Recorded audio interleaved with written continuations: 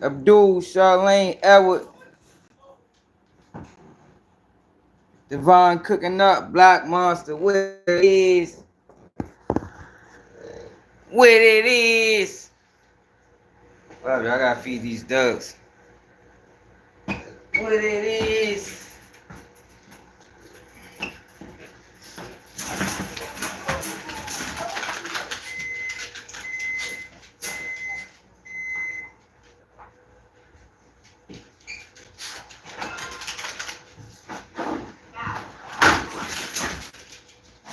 No comment. Hit that like button, hit that like button. Man. Hey, shut your ass up.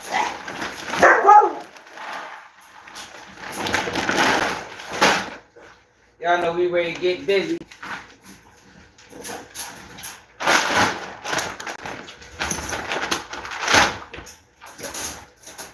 Come on. Thanks, bro.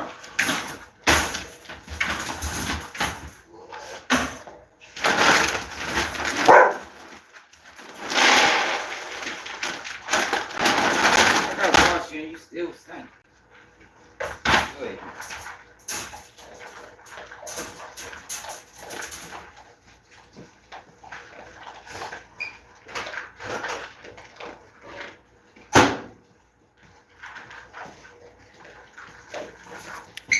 We back, we back, we back. All right, John in the building. Hey, so they say party's over. Yo, I'm glad. This might be a step toward normalcy, y'all. For real. Hopefully, the canceling a Big Meech event is a sign of things to come. We is getting back to normal. Like, I don't know when we started praising rats, alleged rats, suspected rats. Like, I don't know when that started, but well, I know when it started. When Whack 100 introduced 6ix9ine back into the equation. So I know when it started, but we gotta get back 2800. Michael, LeVar, we gotta get back to how it used to be, y'all. Like, we ain't used to support ratism. That's like a disease. So, don't know. Big Meech supposed birthday bash or welcome home party has been canceled. And I think, what's up, butter? And I think it's the right thing to do. Because what are they celebrating? Like, you think about Big Meech, right? And it's crazy, or still people trying to make excuses for his behavior. My man Byron Blake just did a video on it. We're going to check that out too. But when you think about Big Meech, what are they celebrating? This is a man that I think sent his homeboy to prison. I think he probably ain't no telling what he did. You understand what I'm saying? Because if you listen to this Tammy Cowans testimony, none of it makes sense. And it don't make sense because she was trying to hide the fact that she was moving on behalf of Meech. Talking about she was brought in to set up Hispanics, but she ain't never set no Hispanics up. She ain't never pick up no money. She ain't never do none of these things that she said she did on this thing. Because she was lying. They tried to do an awesome job, and they did, for the most part. Did a good job of hiding this cooperation. But y'all, when you listen to people that been in the feds, like I was talking to my man yesterday, he sent me another message. I ain't gonna mind me playing it. But this, let me look at what he said. Hold up. He said, man, in the feds, it been rumors about Meech being a rat. I was just looking at my man Byron Blake comments. They said that somebody in the comments thought he was a CI plant that was in the feds with him. But for some reason, yo, it's so hard for people to accept reality. You know? And I know it hurt, you know, because of who Meech was and what he represented. But yo, once you go sour, man. Like I don't make excuses for niggas. I don't. I did my time. I ain't telling nobody. I was facing life in prison. It might not have been fair, but it was state. You feel me? It don't matter if they take your life away, fair, state, your life is taken away. It don't matter where they do it at. I didn't tell on nobody. I didn't implicate nobody. I didn't try to tell on an old crime. I ain't tell on nobody did that made a distant thing. I didn't do none of that. So why the fuck should he get a pass?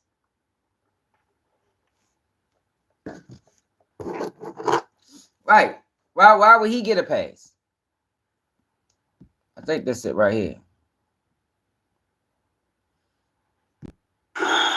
Yeah, bro, like certain districts got certain little different shit. Like, as far as like the federal cases, like different districts, like certain, if you catch a case in another district, federal, you know what I mean, jump. That's not it. You probably, yeah, there's like 5 or 6 niggas took it to trial. T-Roy took it to trial. They was up the category. They gonna smack your head. The other little young nigga, Lil Sid, took it to trial. He had. Nah, ain't that. I don't want to play that. What the fuck? Which one was that when he said, when we was talking about Meech? He was like, man, them niggas been saying the boy was right. They been saying it. Yeah. Might be this one. Yeah, bro. I see what you doing, bro. No, not that one. Like, man, people knew, man. Yeah, they definitely don't play by the rules. That's the difference, for real, for real. Like, no, that's the same shit happened to me. Like, I was on the... Ain't that? Let me see. Is it this one? Yeah, you just try to get them niggas on wrongful conviction. That case definitely supposed to have been thrown out. That shit definitely supposed to have been thrown out. Once a agent or officer go bad, okay. Ain't that? I'm way further than what I'm supposed to be. I think it's this right here, y'all. Yeah, no, I feel you though. I mean, I said the same thing, but like I say, when I was locked up and that bitch in the feds, then they was saying that they was telling that shit like, you know what I mean? That he was telling and shit. But you know, I ain't what's the name, but that's why I said that was an experience because. Like I say, the feds is different in states. You could be locked up for so many amount of years, and a nigga, that's why you can't even talk to a nigga, get too cool with a nigga, because a nigga can jump on your case and go back to court and say some extra shit, saying what you did. You get what I'm saying? Like, that's why you ain't supposed to tell nobody no shit, period, about your case, for real. But yeah, that shit different, man. The feds different. You know what I mean? Like, man, niggas been saying the boy wasn't right, man. It been... And that's another thing. That's the point I brought up yesterday. Yo, Cuffy is in the feds right now. Right now. In the feds. If Cuffy was lying on that man, Cuffy probably wouldn't have... He probably wouldn't have phone privileges. You understand what I'm saying? Like, yo, people got to use common sense. Like, snitching and cooperating, it ain't what it used to be back in the day. It ain't always going to be cut and dry. Like, it's just... That's not what it is. Hey! What I tell you about that? They do a better job now of hiding it than they did back in the day. Like I told y'all, in the early 2000s, 2005, they put a snitch name on the news. Show his picture. Yeah, the officers got the information from this guy. This guy said Timmy killed Joe because Joe owed Timmy $500. Like, that's how shit used to be. It's not like that no more. You know, people lost their life because of that. So now it's more discreet. Now, Nico, stop it. Now you got to use common sense. Exactly. How well they hit Cuffy for that, man. Like, yo, people got it. I know people was fans of Meech. And it's like, yo, people, I want to see more. You might not see more. You know what I mean? Like, a lot of the shit, the feds sealed some of the stuff because they tried to keep his cooperation or his level of cooperation out of it. Like, I always go back to Ty White case where you hear his lawyer talking about, yo, y'all got all this evidence on Ty White, but in the initial affidavit, y'all don't tell us how y'all get any of it. Like, yo, they was trying to keep it all the way out. And matter of fact, Charlene sent me something, right? Let me play this real quick. It's something called parallel construction. We're only gonna watch the first couple minutes, but I want y'all to see what parallel construction is. Every great journey begins with a single step. And that first step forward is where dreams become plans. Yeah, it's different now. We're gonna watch the first 5 minutes. Parallel construction. This is how they be moving, man. This is how they be operating. They'll start an investigation and lie about how it started just to protect certain people. What I meant to be doing. So we're going to talk about parallel construction today, also known in some circles as evidence laundering. And so I'm going to start, and then we'll turn to, I'm going to kind of give an overview of the practice, although many people here may already be familiar with it. Ashley will talk about a specific case in the national security surveillance context, and Brian will also speak about some of the things that they've been seeing in the District of New Mexico. How many people had heard of parallel construction before they signed up for this event? Good job. Good job. Okay, great. How many people have had cases of suspected parallel construction? Okay, right, so happening all the time, everywhere, right? So for those who don't know, for the purposes of this conversation, I'm using parallel construction to mean, or we're using it to mean, measures that a government body takes with the intent of concealing the true origins of evidence by deliberately creating some alternative explanation for how it got that evidence or information. So to break that down, the government goes and does thing A as part of its investigation, but it doesn't want to disclose that to you, the defense attorney, or to the court. Exactly. Maybe it's worried that that'll be ruled unconstitutional or violating federal statute or something. So instead, it goes and does thing B and gets some of the same information or evidence or something it can use or wants to use, and then pretends that thing A never happened. Look. So a kind of... That's what they do, man. That's a tactic that they use. And that's what they was using with the Meech situation. That's how they was trying to hide his cooperation. You got to realize, yo, Meech probably was a valuable piece. And Byron Blake did a video. Check this out. Speak to Byron Blake. Check this video out. How he broke this down. And we also going to talk about Gillie, y'all. Gillie was on Club Shay Shay, and we showed it yesterday. And he talked about how he was notified. Now, like I think the whole thing was set up, you know, about his son's death. But he talked about how he was notified by the police that, hold on, y'all.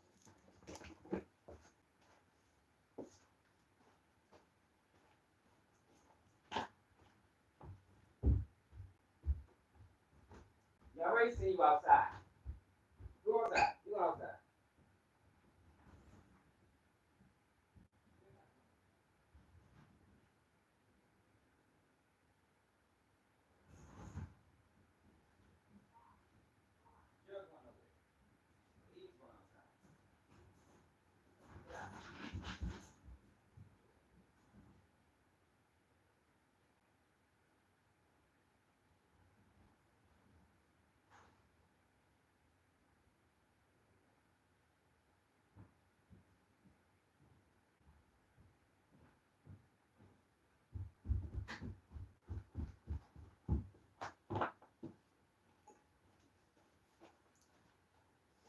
So I don't know what I was talking about, but what I'm ready to say is, remember how we always called Albert, well, I always called into question his 30-year plea. Like, y'all, for the amount of drugs that Meech was selling, people get life. They never come home. They never come home, man. Like, fuck that. Not no 30 years was light. Fuck relatively. It was extremely light. It was extremely light. So, listen to what happened. Listen to this plea deal. And listen to how they tried to hide the details of the plea. Because this is what they do, yo. They do dirty things all the time. Like, yo, this is not an upstanding system. People name, I was talking about Gillie. Oh, yeah, my bad. So, yeah, what I was saying about Gillie was the police department released information and basically said Gillie, they never told Gillie that. Now, we're going to get more deep into that because Gillie probably spoke too soon because more than likely, they probably got an investigation into them boys.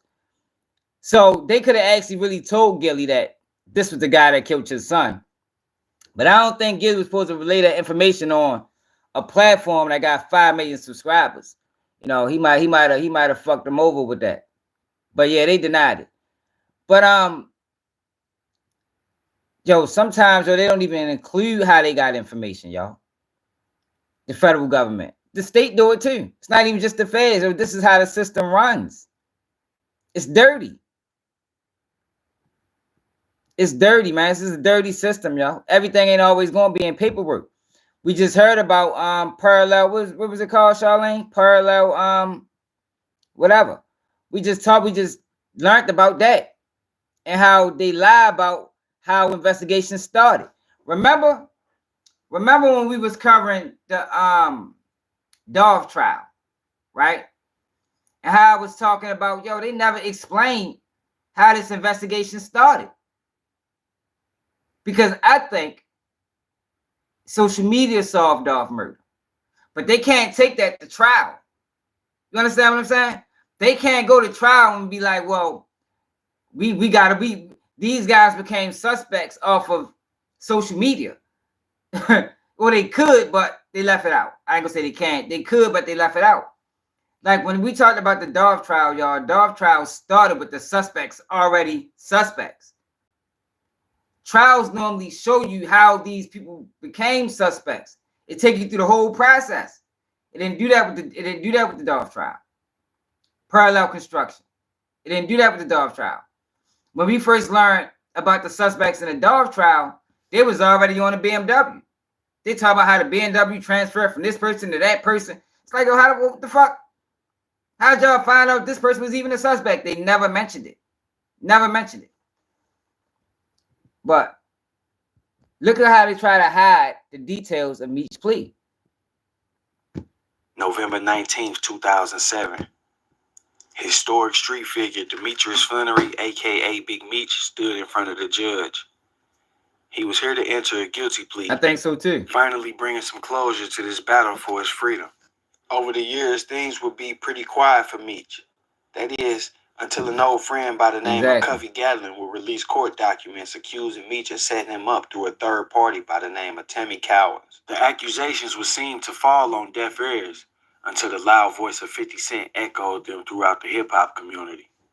Following 50 Cent's explosion, the internet would go into an uproar, with many people attempting to decipher whether Meech cooperated or not.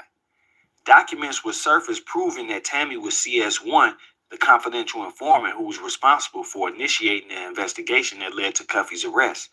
And Tammy would testify during a suppression hearing that she entered into the informant agreement in order to get a time cut for Demetrius Flannery. Still, there was no documentation other than Tammy's word that she was doing this on Meech's behalf, or was there? If your monthly payment for full coverage is $271,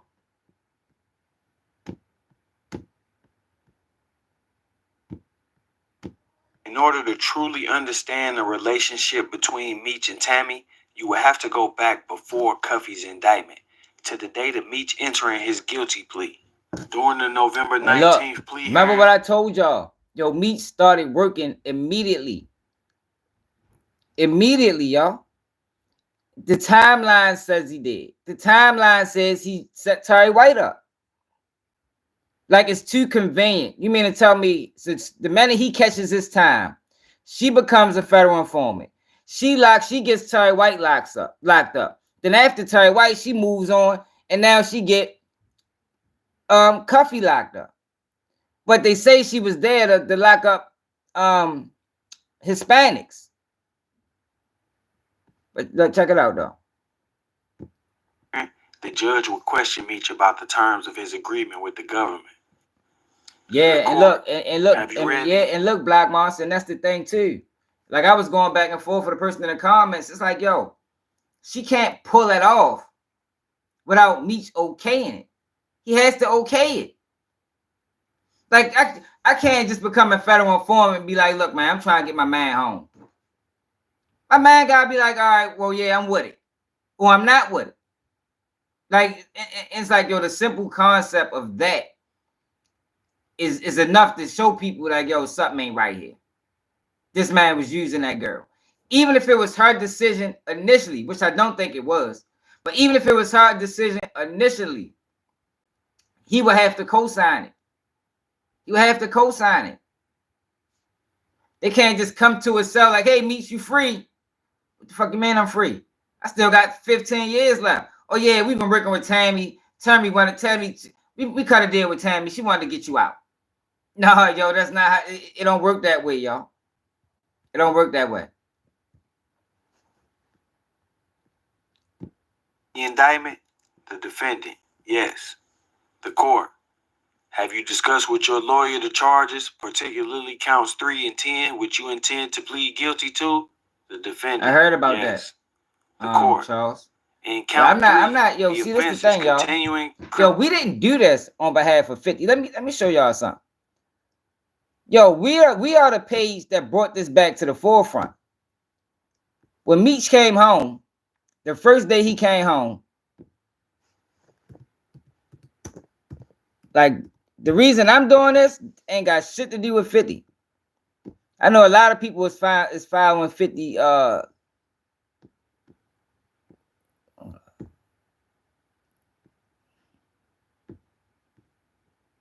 Big Meech.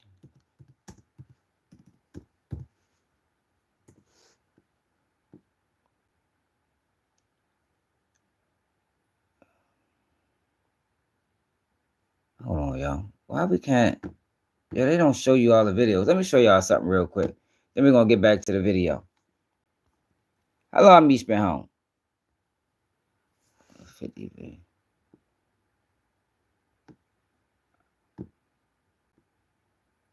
Oh shit. No, we could have did it that way.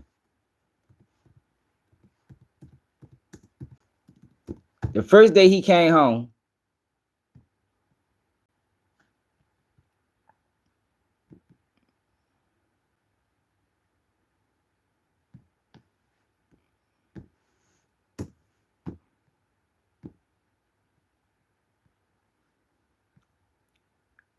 look, Big Meech free, but did he keep it silent? The first day Meech came home, we did this video. Y'all see the title? Big Meech free, but did he keep it silent during 30-year sentence?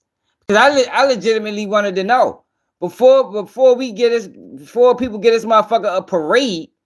Yo, we gotta make sure he stood on what he said he was standing on. Now, this video was put out on October.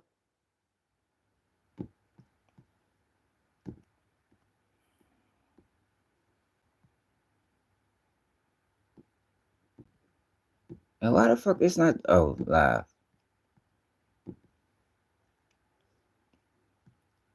October 16th, we did this video.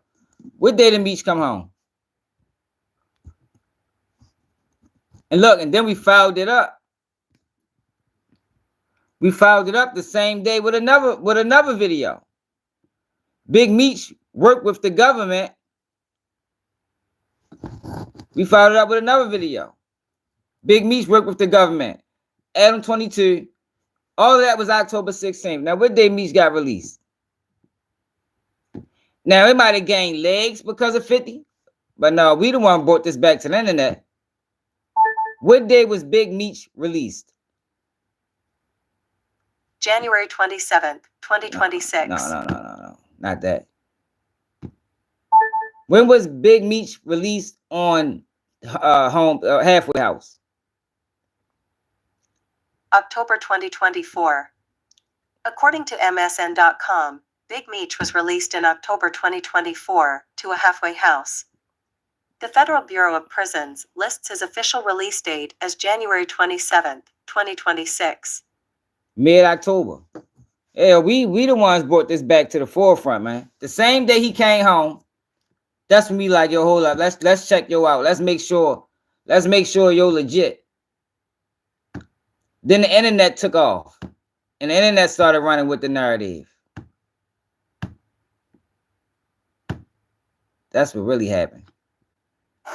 Did you know that with your VA home loan benefit that the down payment requirement is 0? Did you know that VA loan... Several oral amendments to the agreement. Oh, we gotta go back. Mr. Ison, on particularly counts 3 and 10, which you intend to the date of Meech entering his guilty All right, plea. now here we go. During the November 19th plea hearing, Yeah. the judge will question Meech about the terms of his agreement with the government. The court, have you read the indictment? The defendant, yes. The court, have you discussed with your lawyer the charges, particularly counts 3 and 10, which you intend to plead guilty to? The defendant, yes. The court, in count 3, the offense is continuing criminal enterprise. Do you know what maximum punishment under law is for that? The defendant, yes, life. The court, count 10 is money laundering. Do you know what the maximum punishment under law for that is? The defendant, I think 20. The court, that's right. Has anyone threatened you or forced you to plead guilty? The defendant, no, sir. The court, there has been a plea agreement. Mr. Ison, Yeah. on the CCE, Your Honor, there is a mandatory minimum as well. The court, okay, well, I asked him if he understands the maximum under law. There has been a plea agreement between you and the government, right? The defendant, yes. Yo, they used him, yo. See, yo, these like he was like a Terrence Williams. Yo, when you got these high profile guys, they got connections. You understand what I'm saying? They got connections, so you can use these people. You can use them. Cut them a break either before sentence or at the sentencing. And part of your deal is, look, you gotta help me. You gotta help me put some of these people together, man.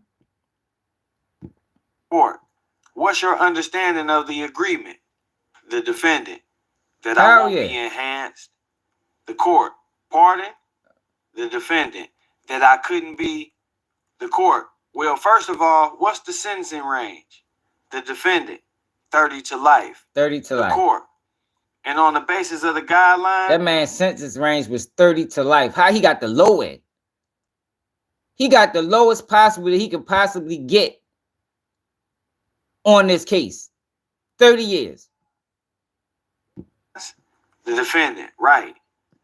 The court, that's a recommended. The defendant, right? The court, and that takes into account your criminal history and the nature of your offenses. The defendant, right? The court, and there's a minimum, right? The defendant, 30. The court, 20 years, right? Mr. Ison, which happens to be the prosecutor. That's by statute, Your Honor. The court, yes, by law. But there's also a provision in the agreement, isn't there, that I can't. At this point, Meech's attorney immediately interjects. As soon as the government begins to talk about the provision and the court begins to talk about the provision, Meech's attorney immediately interjects. He doesn't want that part to go on the record. No, the agreement is that the guidelines are 30 to life, but, and then the judge stopped him and says, let me do it. And he said, okay, I'm sorry. Now, it's important to note that during this segment of the hearing, the judge has established that Meech has entered into a plea agreement and that his statutory guidelines range was 30 to life. For those who don't know what a statutory guidelines range is, the United States Federal Sentencing Guidelines are rules published by the United States Sentencing Commission that set out a uniform policy for sentencing individuals and organizations convicted of felonies and serious Class A misdemeanors in the United States federal court system. Hold on, before you pay for yet another app Yo, to manage listen your to team, this, let though. me introduce you to... Now y'all hear they gave him a provision. Why'd he get a provision? They giving a fucking a multi-state drug trafficker, kingpin, a provision. 30 years max. But that was just the low end.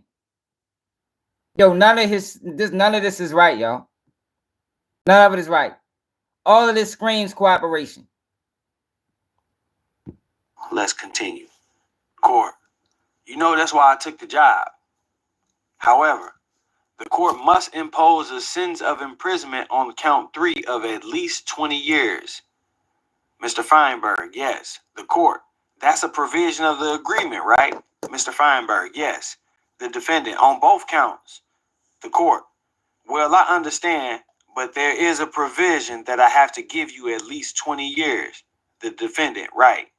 The court, and if I don't, the government can withdraw from this deal? The defendant, right. Now, right here, the judge has documented another portion of Meech's plea agreement with the government. So we now know that based on this provision that Meech has, his guideline range is 30 to life.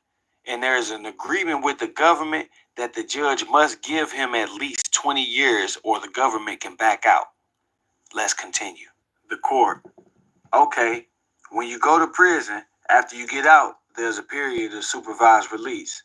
The defendant, yes. Right. The court, right? That's what you're supposed to win at. There is also a $200 special assessment, right? The defendant, yes. And I can impose a fine on either count up to $250,000, right? The defendant, yes. And if I let you withdraw your plea for any reason, they can use these statements made here today against you, right? The defendant, I guess, yes. The court, okay. And there is also a forfeiture, but there is nothing specific set forth in the forfeiture, right? No, they're giving them all these deals. Right. And if I accept this agreement and we go forward, any other charges against you are dismissed, right? The defendant, yes. And if we don't exceed what the agreement says, you have no right to appeal, right? The defendant, right.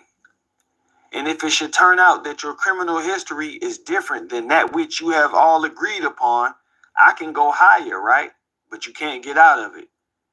Here, the judge is informing Meech that if some new information comes out, or if he leaves something out when assisting the probation officer, that the judge can go higher than what the agreed upon max is.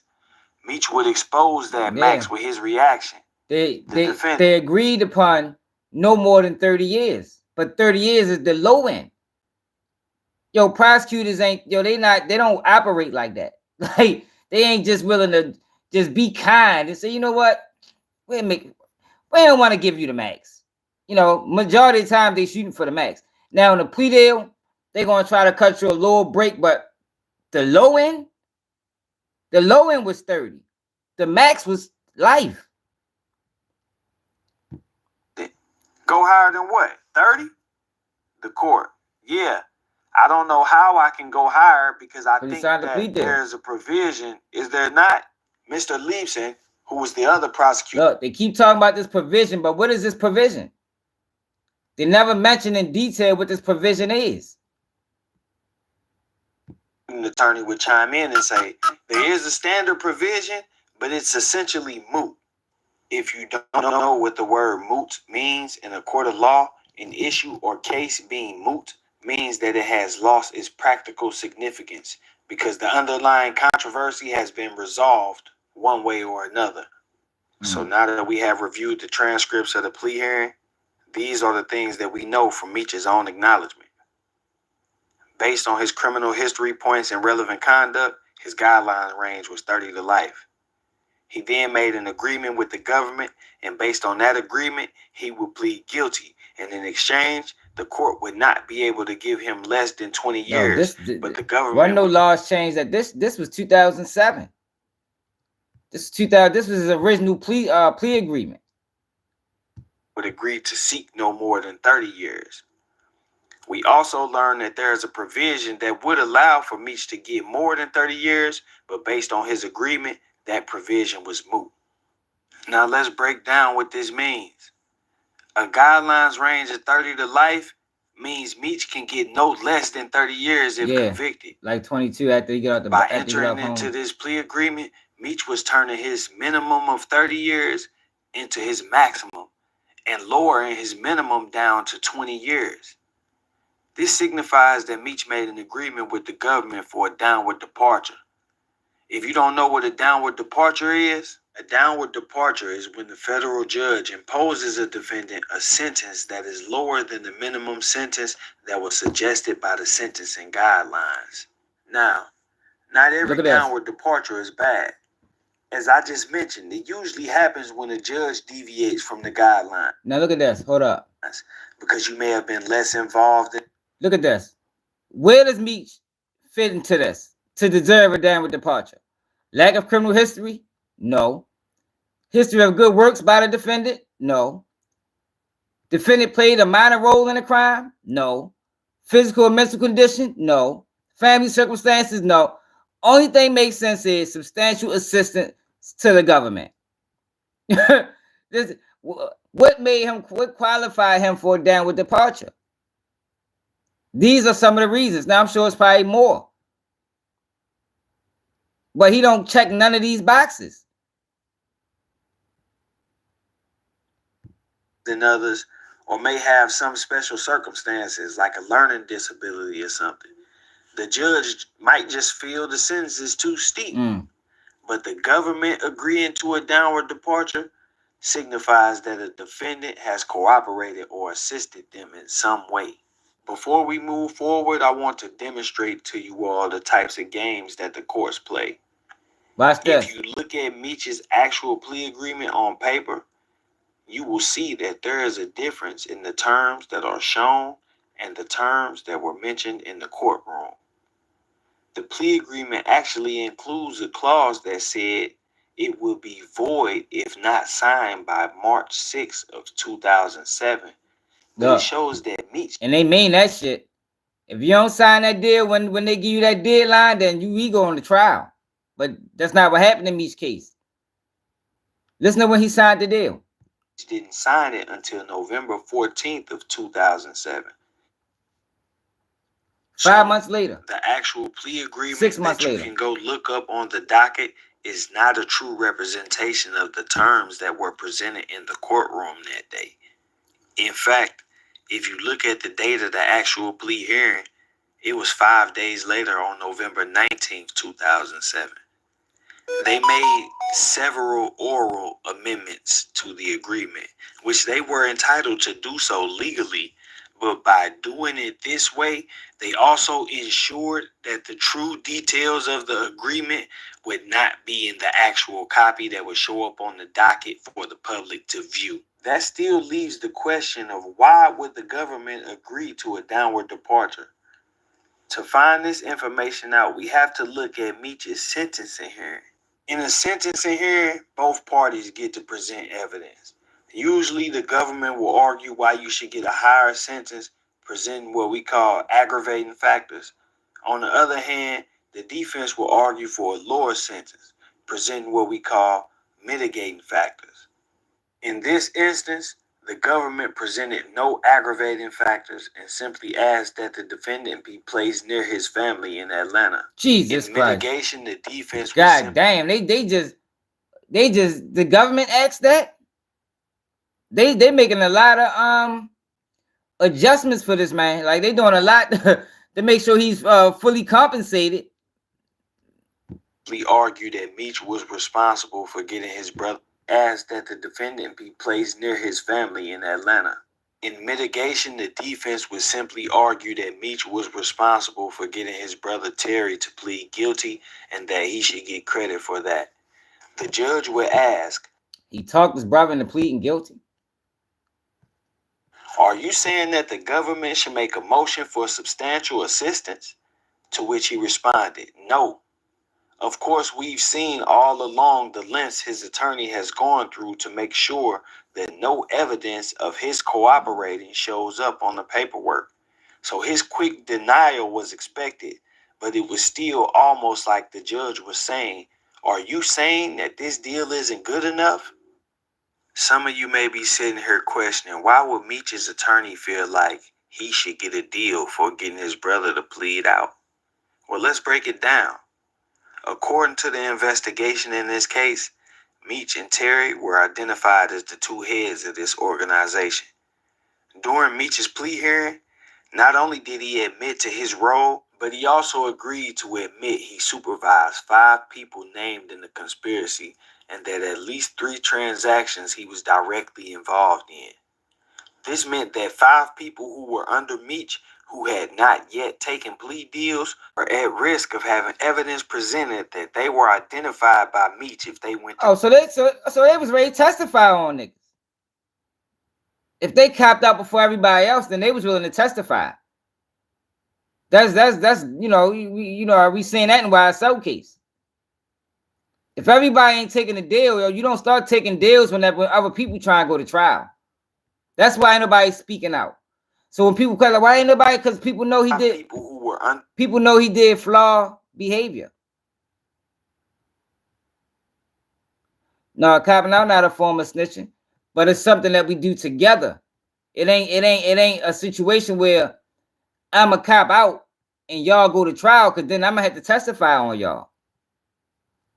He also agreed to admit he supervised 5 people named in the conspiracy and that at least 3 transactions he was directly involved in. This meant that 5 people who were under Meech who had not yet taken plea deals were at risk of having evidence presented that they were identified by Meech if they went to trial. Among those people who were still waiting to go to trial at the time were Meech's brother Terry, Wayne Joyner, Brian Garrett, and Kim Williams. Based on Meech's deal, if T went to trial, that's why everybody cop Meech's out. word could be used against his brother and others. The only way to avoid that was to convince T himself to take a plea deal. By pleading out, T would essentially be incriminating his connect, admitting that whatever they had against him, connecting him to T, was valid. And Meech's lawyer wanted Meech to get credit for all of that. I'll start my business when things settle down. Dirty bastard. Motherfuckers cannot hold their water. In which Big Meech took his plea represents a change of times.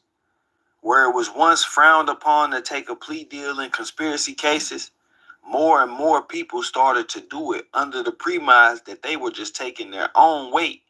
And the government was working diligently to find ways to conceal the fact that this meant they were cooperating.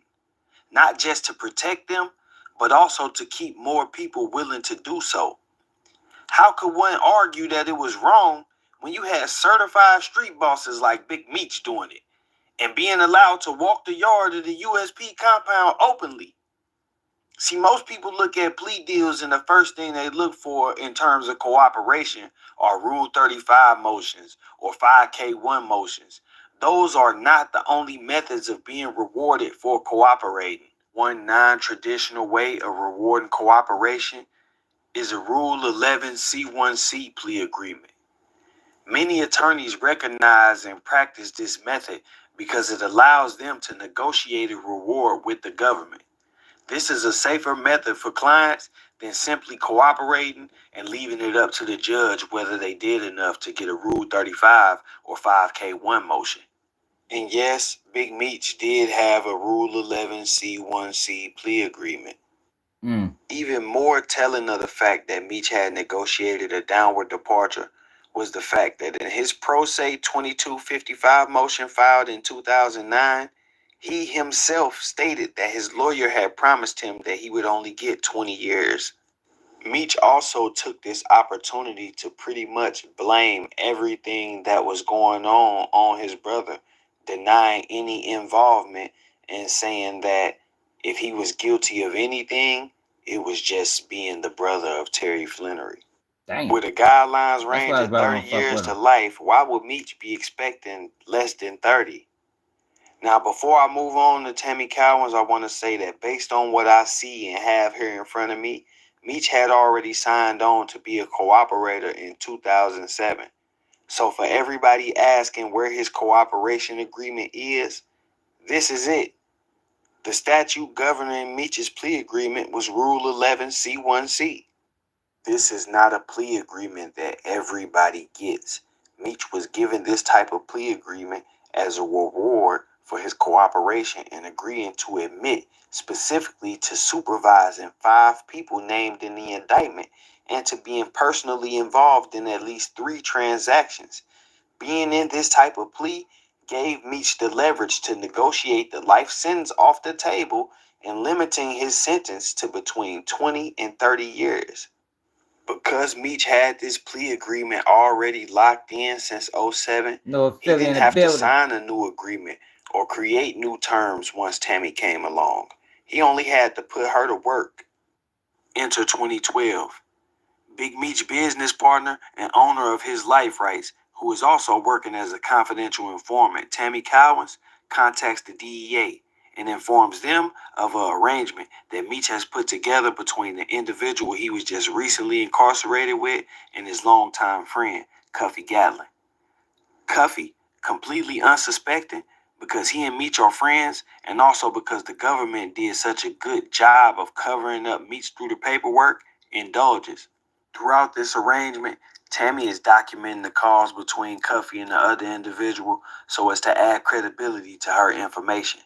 Cuffy eventually gets indicted and CS1 provided to DA agents. Flannery and Suarez became associated while both were incarcerated, and for monetary gain, Flannery arranged. Can y'all see that? Flannery arranged through CS1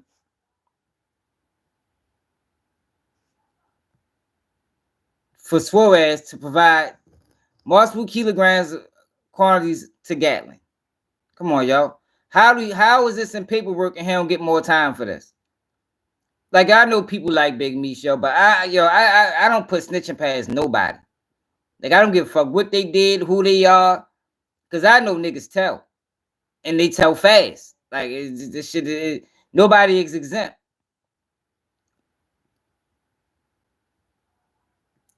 The tool and asshole device used by Suarez and Gatlin indicated that they have been talking on a regularly since. He set them boys up, man. Did it all from the joint. And it sounded like from the paperwork we read yesterday that he was hustling in the joint. He was using Tammy. Tammy was the runaround. They knew all of this, and he ain't get no new charges, no new indictment. Come on, y'all. It's obvious what happened.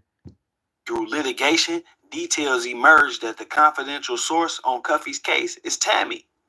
Tammy is now upset with her FBI handlers because they assured her that her name would not be exposed. Yep. She contacts Meech and tells him her cover is blown, and he responds by saying he don't want his name in it. Never once reaches out to Cuff to disassociate himself, and never actually cuts Tammy off or reprimanded her for destroying his friendship with Cuff. In retaliation for being not even destroying his image. Yo, I was just talking to my girl and I ran this type of scenario to her. If my girl if I get locked up, my girl becomes a DEA agent and she set motherfuckers up on behalf of me, yo, we are done. Relationship over. Because who the fuck told you to do that? You understand what I'm saying? He ain't do none of this.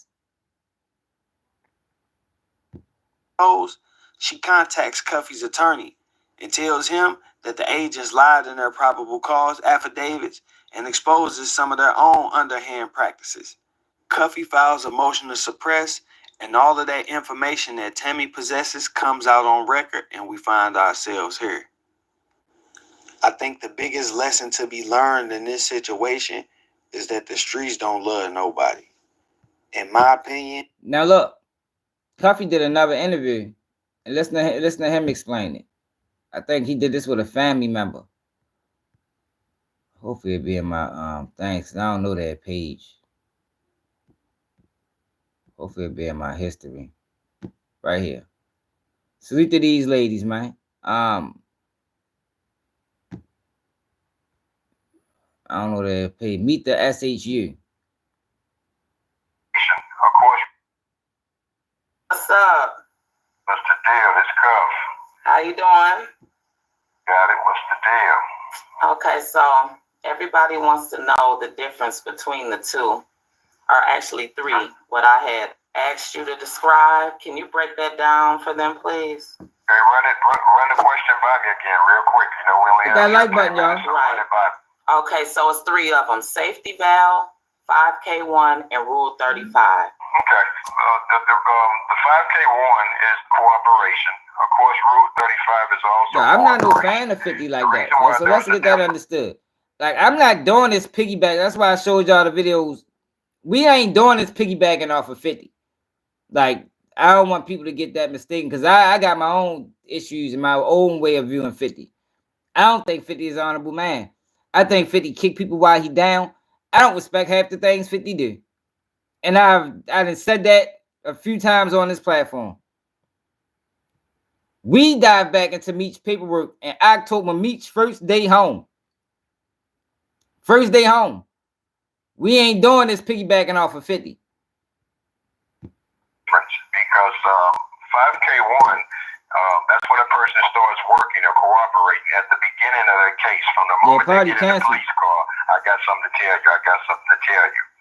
So Rule 35 is an application that's filed after guys sit up in the joint and or just don't cooperate in the beginning of the case. And a lot of times Rule 35s are always applied after your sentence.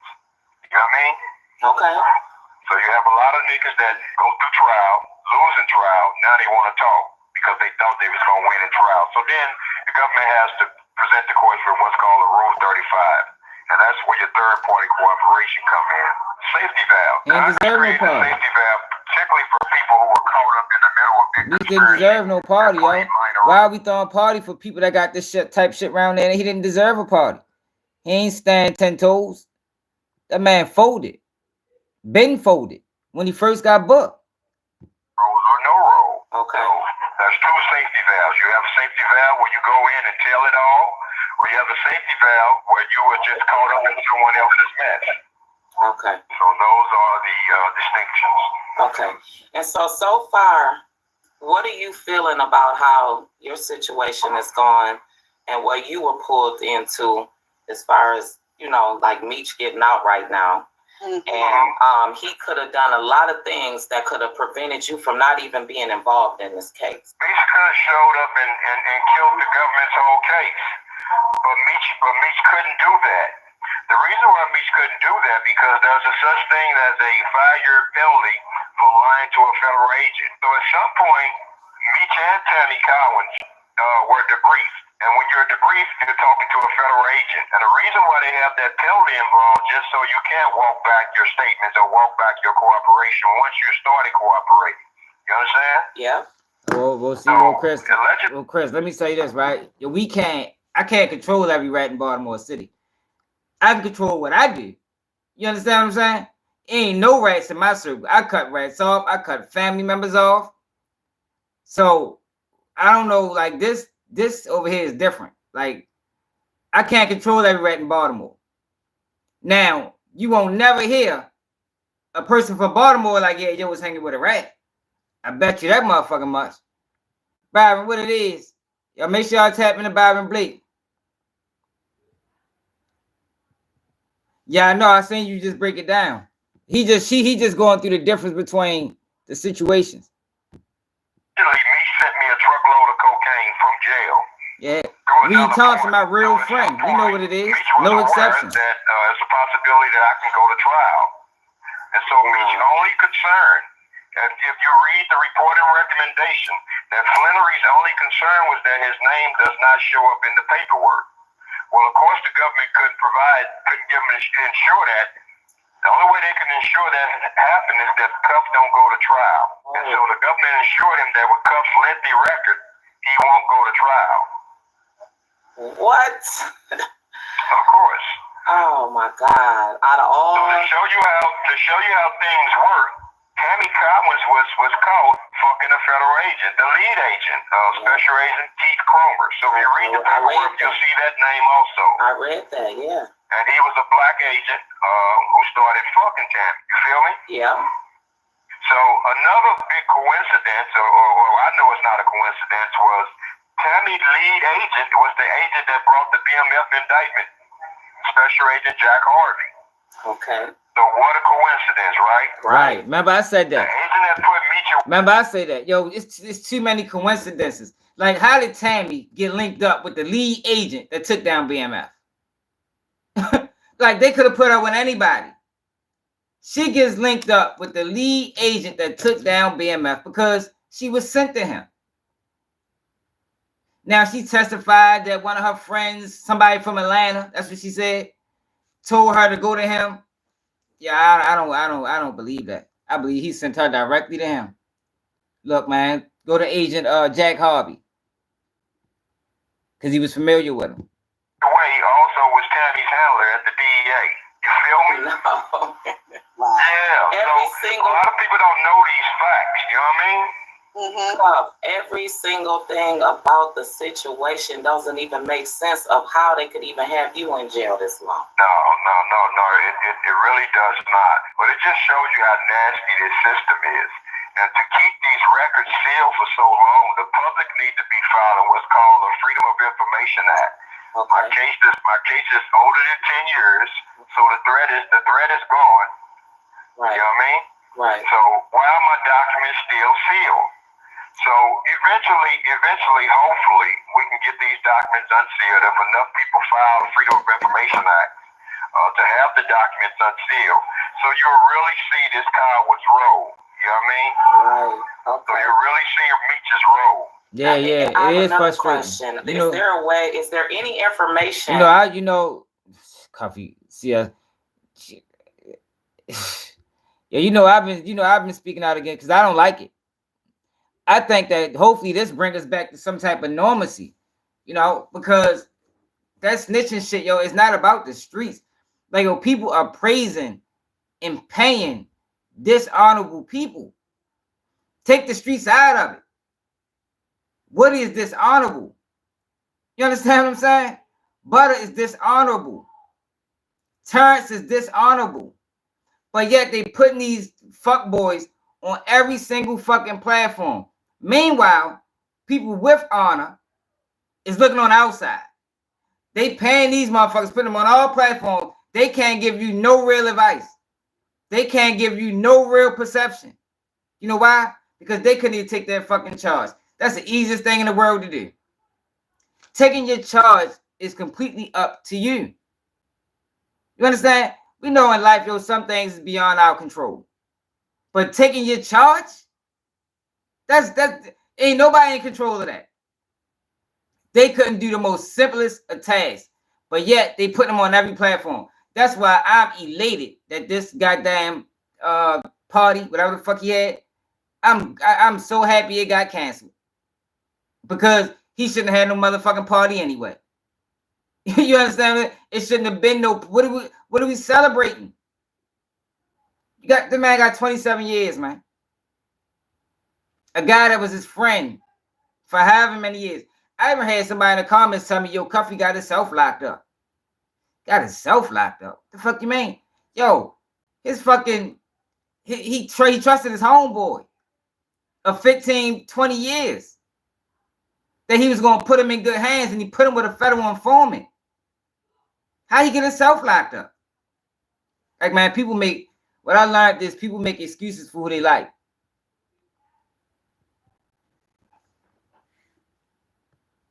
Nobody here did know. I think a lot of people, Jungle Boogie. This chat different. I haven't got females in here that did time. Like, this ain't one of them. This ain't DJ Academics chat. This ain't King AK-47 chat. We real people over here, man. We real people. That Meech had access to, that because you guys were friends, and so any involvement that you've had with him, right? If the feds know about something, that Meech would have had to, he would have had to be the one to tell him. So is there any information in the documents that that he was, able to have access to? Listen. No one knew about the amount of drugs coming and what Demetrius Flannery was to get off each kilo. But me, Demetrius Flannery, and Fidel Suarez. No one else knew these things, and these things are in the documents. They're. How did they know that? How they know the cut? He sat down with them people in one way or another. He sat down with them people and ran the whole play down to him. He had to be complicit. There's no way this could have went through without his cooperation. It's no way. What's up, Lloyd? In what's called the affidavit in support of a wiretap. So this goes. The streets ain't a myth. The streets is real. It's just people breaking the codes. you know, it ain't worth it, you know, because it's too many ways to get caught nowadays. But a myth, to call it a myth, yo, it'll take away all the pain and suffering that a lot of people have felt on behalf of the streets. So I can't never go as far as saying it's a myth, because them scars is real. I mean, man, them prison cells is real. Like, ain't nothing mythical about that. That's something that Troy Ave thought of because he wanted to snitch in peace. I mean, he wanted to snitch in peace, so he said it was a myth. But that shit ain't nothing mythical about it. Under the penalty of perjury. So in order for the agent to take this to a magistrate, he's under the penalty of perjury. You feel me? Wow. So if you think these white boys gonna risk their career, He tried to jam the plug up. Jail, you know what I mean? That's what I'm saying, Mike. Suarez was the plug. He tried to jam the plug up, and all of this happened. Cuffy got pulled in. Suarez, all of this shit happened. That's what happened. Wiretap, to bring about an indictment, you got to be crazy. So at some point, Meech was debriefed in order for the agent to have confidence in taking this warrant to a magistrate to get a wiretap. So in that affidavit, in support. This call is from a federal prison. You have how much drugs is in this truckload of cocaine. You got how much Flannery was to receive off each kilo of cocaine. Who else knew these things? How did anybody else know these details? Meech. There you go. He had to tell him that. There you go. He had to sit down and be debriefed. So everything that happens in the dark comes to the light. 50's been protecting him because I understand 50's protecting his bag. Right. You know what I mean? Right. But at some point, 50 was going to have to come to the other side because now you're talking about fucking with 50 met for 50 money. One thing we know about 50, he care about that bag. He does. You feel me? Okay, that makes sense. You can't be this hardcore nigga from the world and be in business with government informants. Tammy Cowans and Demetrius Flannery. No. You can't do both. You can't. You understand? And they can't. And I know that they came to 50 as though they was all real. You know, they was. Ain't no doubt. You know, ain't no doubt. And let me say this. Let me say this very clearly to 50's credit. We just now got the paperwork into his hands. And one of the homies put it personally in 50's hands. You feel me? Yeah. And so we've been trying to get at him and get this paperwork to him for the longest. Exposing the rat jungle, Boogie. You must have told on somebody before, Boogie. Oh, he's swinging. No, 50 ain't no better. No, 50 definitely ain't no better. That's why I want to make this clear. Like, we ain't doing this because of 50. Like, 50 ain't no better.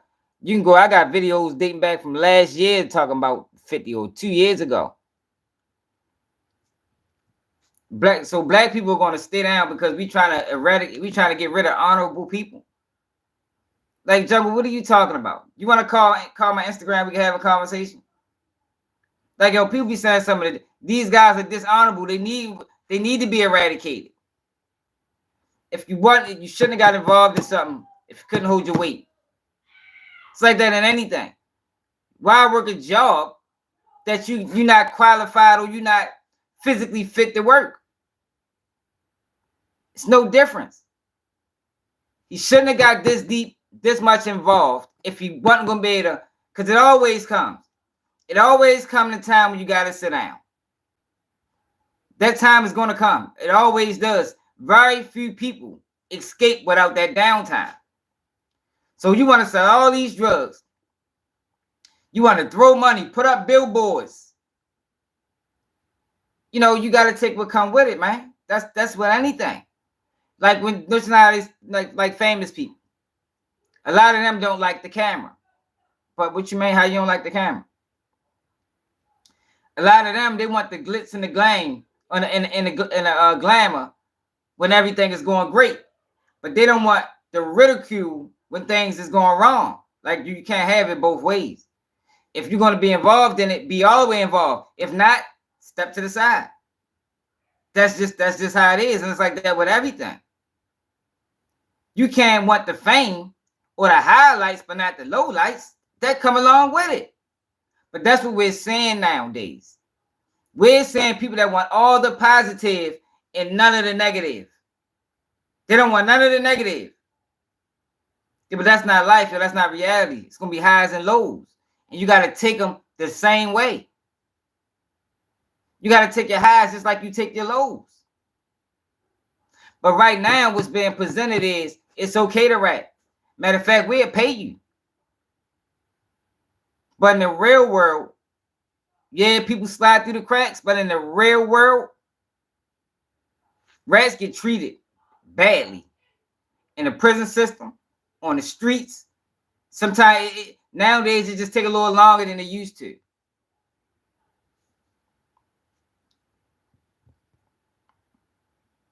But that's we talking accountability, man. Stay the fuck out the streets if you ain't ready, if you can't take the heat. Get out the kitchen.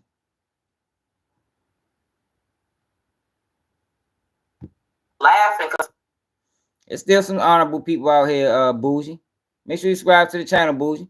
We went to a comedy show, right? So all of a sudden, when you had hit me and was like, you know, he had put something up on his page, right? What I saw, we were sitting there, my friends was in the car, Cuff. I had to explain to them like 10 times, yo, y'all's not going to that concert. Y'all not going to that concert. And they're like, you getting in the middle of, I said, no. And I just had to tell them, Cuff, it hurt me. And I don't got nothing to do with this, right? It hurt me because I had to let them know, check this out. When I got locked up and I came home and you hoes was false flagging with the bitch that put me in, that at the end of the movie, y'all didn't see what the jet he told. I said, you didn't get that? And then 50 Cent said it without saying. I said, y'all don't follow the mafia and the gangster movies enough. I said, the nigga just told you that he told you what to watch on Roku, never tell on your friends. Well, everybody else got appreciate it, Jay. I'm sure your girlfriends didn't get it, but everybody else got it. And it's gonna be more to come. Because we asked them to do when everything get exposed, y'all. See, the problem is these guys think they can, like I say, we live in different times now. And the court does a better job of protecting these guys. So what happened is these guys will be doing all these backhanded deals on the low and then come home and jump right back in the mix. Ain't learned nothing through what they just been through. Come home, jump right back in the mix. Now you wonder why the fuck everybody going to jail. You gotta realize, everybody ain't out here harming people. It's some people out here just trying to provide for their family the best way they know how to do it. But you got these guys that's moving dishonorable, and they come home and nobody knows. They mingling amongst the people. They hanging all back in their own circles. But now you noticing something changed. Like, what the fuck? Now everybody going down. Meanwhile, he's still getting money, doing everything he been doing before he left. But everybody around him just catching fed bits, catching state bits, catching gun charges, getting pulled over for no reason. These guys got to be put out there so you know to separate from them. That's why I always talk about the character. Based off what we know of Meech. For one, you can't trust nobody that's too hell-bent on money. They'll cross you for the right amount of money. That's just first and foremost. You understand? So it's always ways to spot these people out before they put you in this type of situation. Cuffy in this situation because he didn't see the signs. It was signs that Meech wasn't right. He talked about Meech going to Atlanta because Meech didn't want to take care of the guys that took care of him in Detroit. That's a red flag. So you can come up under these guys. They can help elevate you. They can do whatever the fuck they can do possible to help you in your life. But now you in a place of now you can do for others and you go to fucking Atlanta? Red flag. You can spot these guys way before they tell on you, man. Way before they do some of the most dishonorable things. You can spot them. Would you just read out? You just put out what we're giving you. Yeah. Just the facts is on the floor. It's on the floor. What's up? Why you ain't looking at it? Stepping over it. You feel me? And one thing about me, sis, niggas know I ain't playing no games about nothing. I don't do no faking. I don't do no capping. You know what I mean? Right. I ain't no spiteful nigga. What we do in our city, we celebrate the real, man. You feel me? Definitely. And only so many people gonna get this and respect this. This call Yeah. from a federal prison. Well, let me You know tell what I you, mean? he already told he already told the world, look, if the ratings ain't good, it will be the end of BMF, but it's gonna be the end of BMF anyway. You can't never in your life. He's gonna have to separate himself from some government informants, man, if he wants to continue. If you look at what 50's success comes from, it comes from him being a street nigga who made it legally. Yeah. And so his street credibility, you have to have that in order to be a rap. Why you think all the rappers are flocking to him? Right. So if you look at the rappers, because they need street credibility. Most of these niggas are rapping about other niggas. They ain't did nothing themselves. Exactly. Most of them are capping. So why you think you always see rap niggas posing with pictures of real street niggas? That's what it look like he gonna do. So that's about niggas trying to sell albums that have some street credibility. Yeah. But That's Cuffy why might not be able Cuffy might not be able to sell his story because Cuffy got locked up for violence. That's the thing, yo. When you like how they was trying to get like Weck and whoever he was working with was trying to get Keefy D life rights. Like once you get convicted of a crime of violence, you can no longer use your life rights in some states. I think it's called the Son of Sam law. Tammy talked about it. No face, you know that. You sent me the paperwork the other day. Yesterday. Okay, who do the concert for him? The nigga Rick Ross. That's done. This nigga was a correctional officer. Yeah, that's done. You feel me? So I'm just being factual. Yeah. And So look, you it ain't even. you have to link yourself to real street dudes so you can still continue to put out good music. Exactly. He does good music. But I know the difference between an entertainer and a nigga from the streets. You understand? There's a difference. For real. My homeboy from the D was like, he argued with me yesterday. He kept arguing with me like, you don't understand or know what's going on. I said, check this out. I said, you'll see it for yourself and you'll hear it for yourself when we put the podcast out. I said, I don't gotta, make you believe none of that. I said, and I told him. It's real simple. Demetrius Flannery called me, Big Meech or whatever you all want to call him. He called me in 2013. And told me, yo, bro, I got some good people. Holler at Tammy, she gonna fill you in. Let's get it. That's our code word. Tammy put the play together and put me with a federal agent. So 4 years later, when we got the documents and Tammy testified, Special Agent Keith Cromer testified, that Demetrius Flannery was aware of the deal for him to get a time cut. Demetrius Flannery had one worry and one demand that his name was not in any documents. The government informed Flannery that they cannot guarantee that. The only way that they can guarantee his name won't be in any documents is if Cuff don't go to trial. Right. Shit is simple, Yeah, man. but I don't know if he benefited off of it. Like I'm not sure you can make money, but I mean you can make a movie. So you're right, he can make a movie, but I don't know if Cuffy would be able to benefit off of it. Man, and for all you niggas that think I'm a newcomer, I go all the way back to 1991 with this nigga. 1991 with this nigga. This nigga ain't have nothing when I met him. You feel me? Yeah, right. I feel what 50 feeling. Yo, and he didn't even apologize to this man. Like yo, that response to the allegations was insane, yo. Like if that wasn't telling enough, like you put out a 3-second video and you got one of your closest homeboys that you was getting money with for years calling you a rat from inside the federal penitentiary, and this is your reply? Man, come on, Meech. You mad? He's better off not saying nothing. About this nigga being ungrateful. You feel me? So that's what 50 is all about. This nigga's ungrateful.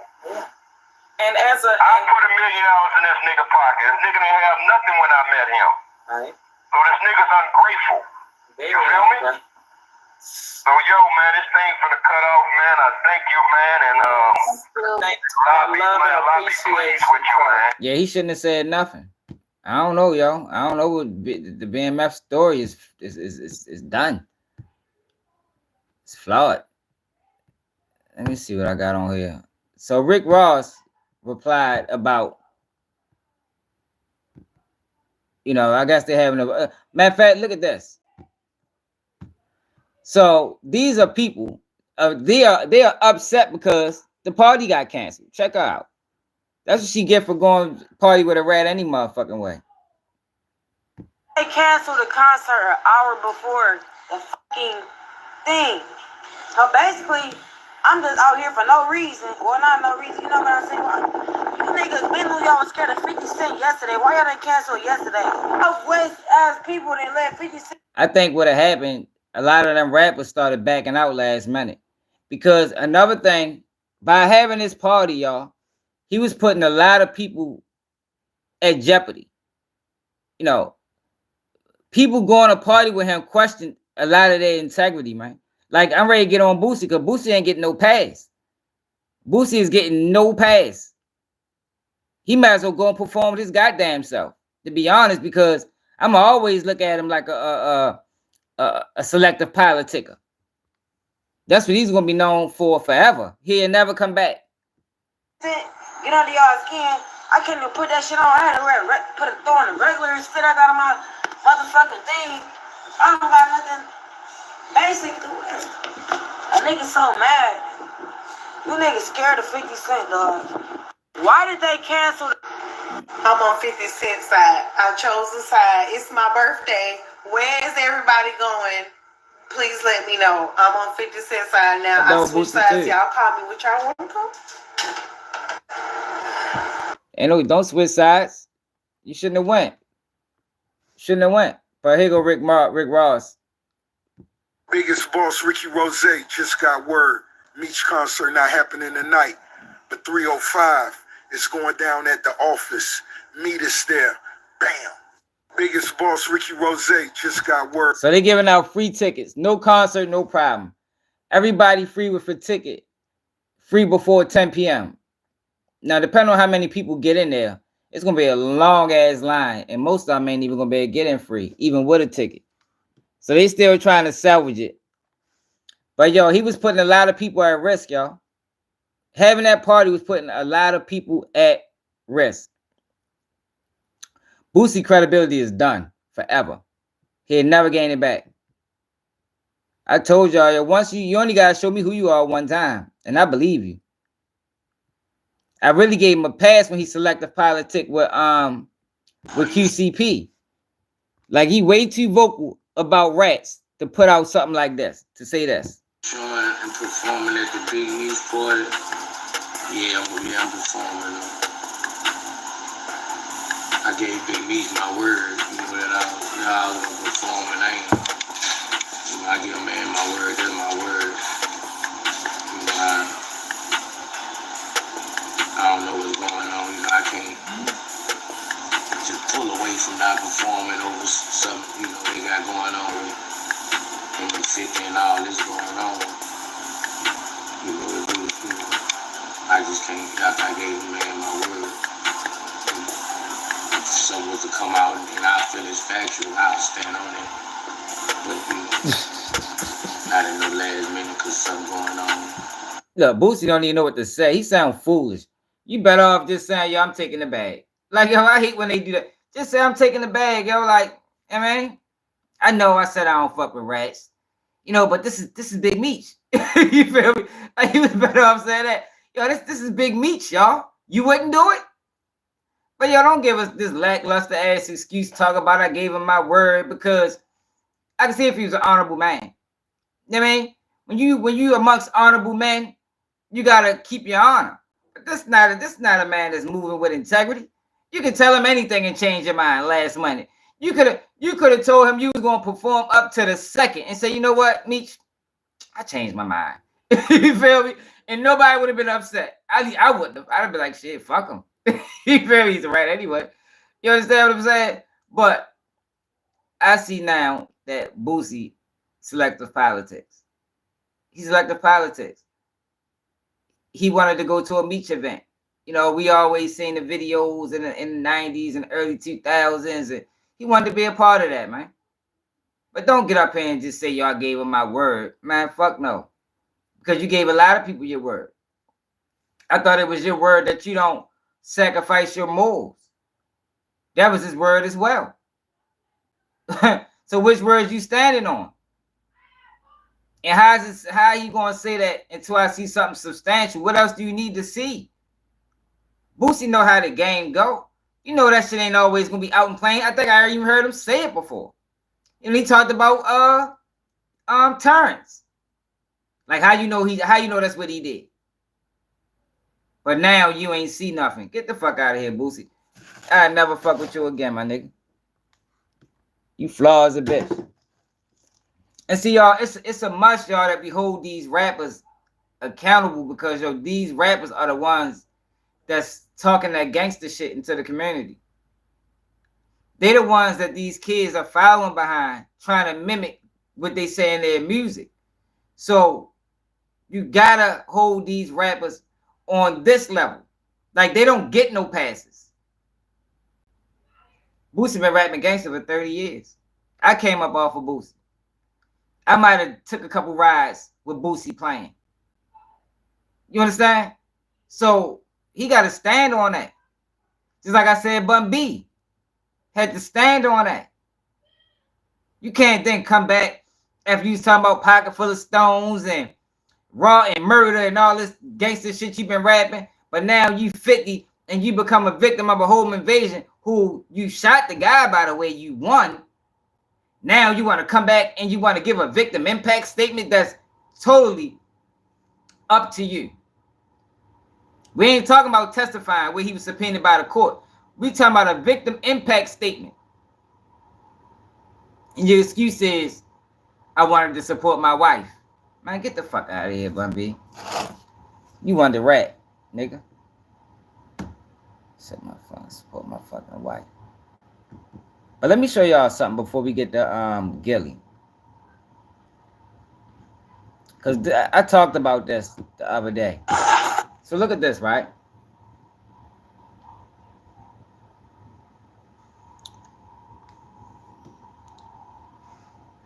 Bruh wasn't going. APD pulled over Buddy for texting and driving. They found a load, 5 bricks of coke, 35 pounds of weed, 100 pounds of ice, and $70 of crack. Check this out. Because I always talk about this, yo. Yo, when you riding dirty, yo, you gotta keep your composure, yo. Everything in your car gotta be legit. No more than one person in the car, maybe 2. Max. Nobody in the back seat. Like, yo, it's rules to this shit. And that's the problem, yo. People is not telling these kids it's rules. When you go outside the rules, you're gonna find yourself in Meech type situations. But if you play within the rules, yo, you might be all right out this bitch. Might. You know, ain't nothing 100%.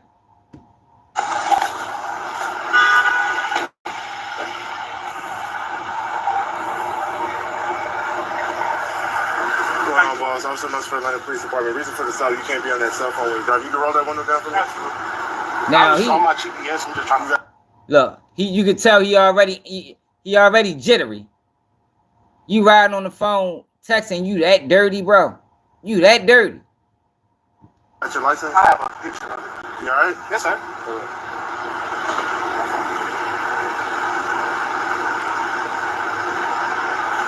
When's the last time you smoked, boss? About yesterday. What I say? I smoked yesterday, but I ain't been smoking.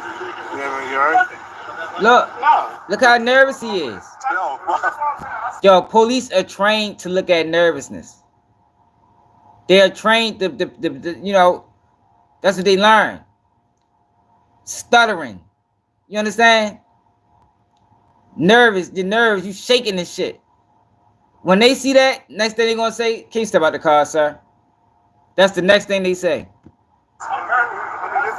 Now look, listen. In Atlanta, it's just a ticket.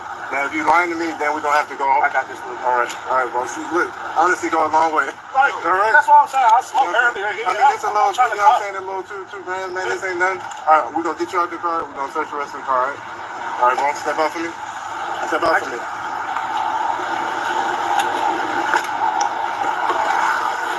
Why are they searching the rest of the car? See, yo, I wouldn't. Why are you searching the rest? I don't know what is this happened, and this happened what last week. I don't know the laws where we at, yo, but a lot of places, yo, that little ass bit of weed isn't worth a car search. I wouldn't even know, but like, why? How is he searching the car? He might, I don't understand why he did that. I wouldn't have gave him that fucking weed. You gotta know the laws, man. If that little ass bit of weed was enough to search the car, then I wouldn't have gave him that weed. Oh, okay, got you. Boss, stop moving, stop moving. Boss, stop moving. That's my last time telling you, stop.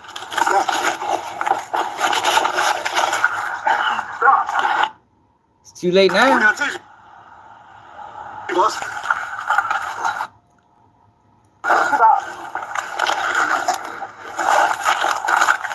Stop. You got nowhere to go now.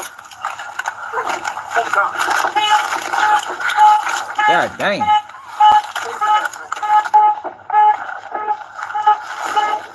Stop. We're gonna change you. Stop. Get on the ground. You got nowhere to go. Get on the ground.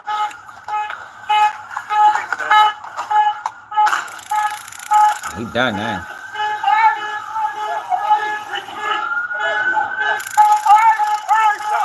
He's reaching. Stop. Okay, roll over. Yeah, he reaching. How the fuck you tasing him? His arms is going all over the place. He's talking about he reaching. Yo, they be kissing. Look, the white cop was on some bullshit. The black cop, I'm glad he didn't react to that. Cause that was bogus. Stop. You gonna get tased again. He ain't trying to go down.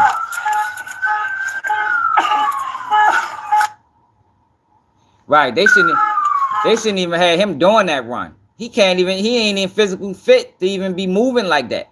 You feel me? Like, you gotta find some, if you send somebody on this type of run, make sure they physically fit. Just in case they gotta get out of there. And put him in a car instead of a slow ass fucking truck. Give me an arm.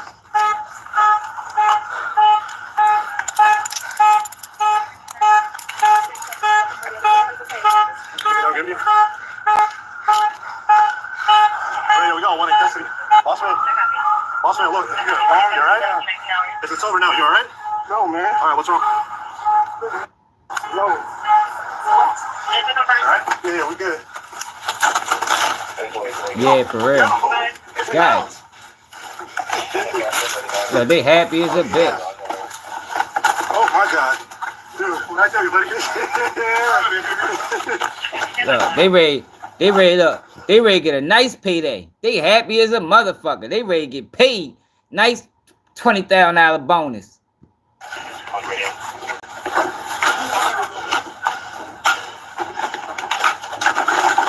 Look, he can't wait though. He ready to break his. He ready to cut himself with the box cutter trying to open that damn tote.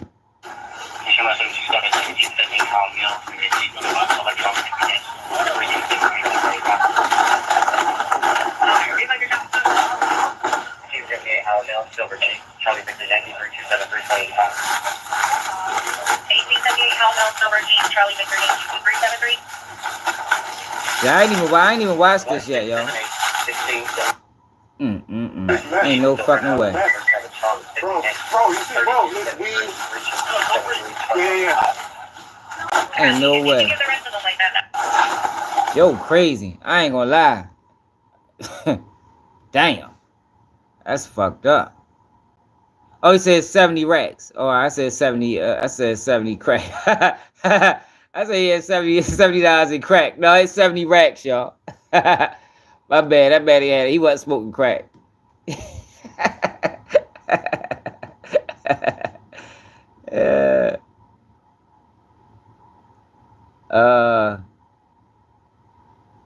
What else I wanted to show y'all? The fuck is this? I'm sorry that you had to hear that. All right, so Gillie. Yesterday, y'all, we talked about. Look at this. Who the fuck is this? Who runs this page? Yo said 50 Cent did messed up Big Meech's legacy. Yo, Big Meech messed up his own legacy. Like, yo, this is not 50 Cent fault, y'all. Like, yo, people like Big Meech can't blame 50 Cent for nothing he got going on. This is all his fault.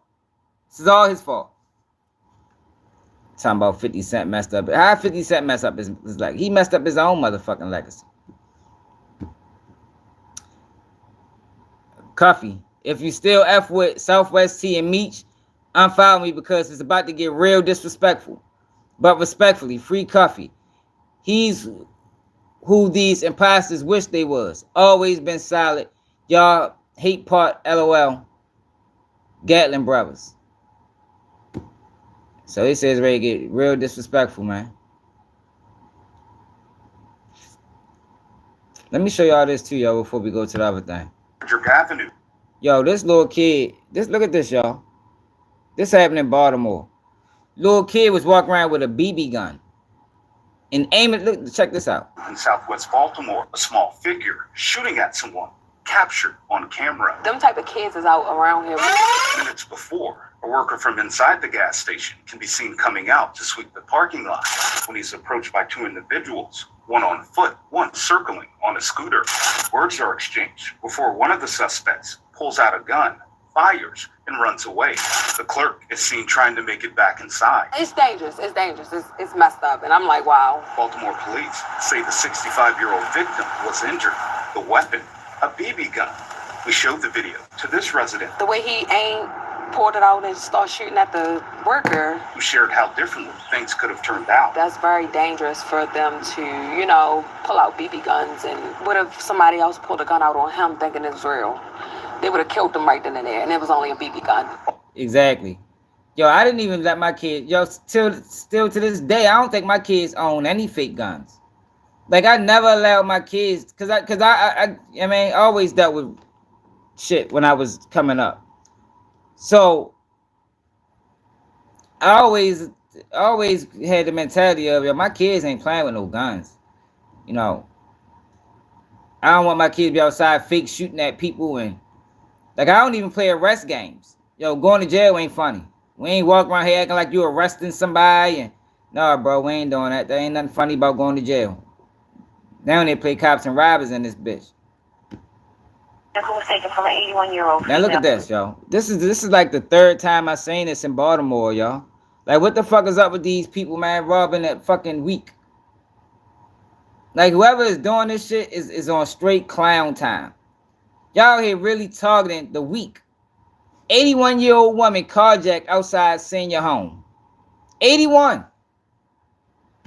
A carjacking of an 81-year-old female, leaving the victim battered and bloody. Also, the girl hit the head, bleeding, needs a medic as well. Just down the street at the Mondawmin Mall. I have a grandmother that's 92 years old. Kimberly reacting to the brazen crime on a vulnerable citizen. Given her age, my that kids could don't have play been cops really and bad. robbers. It could have killed her. This carjacking comes just 3 weeks after an 81-year-old man was carjacked in East Baltimore. He had a gun in his face. That victim was approached by 3 suspects.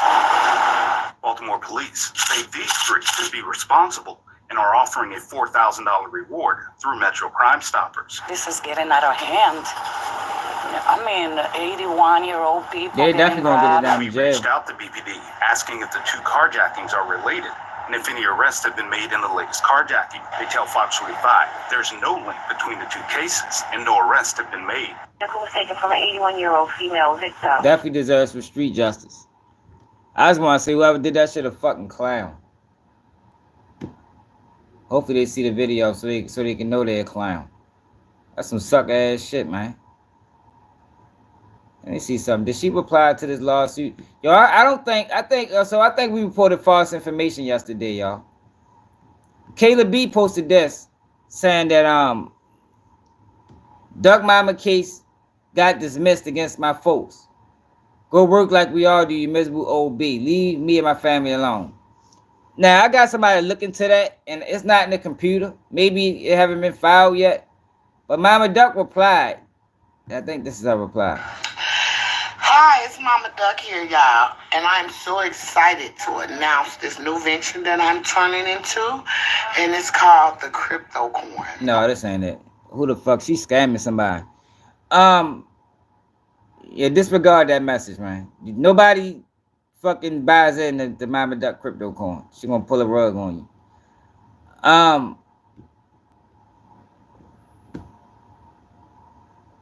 think Alvin sent that to me.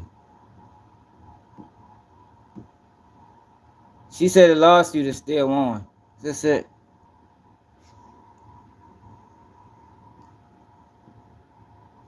That's not it.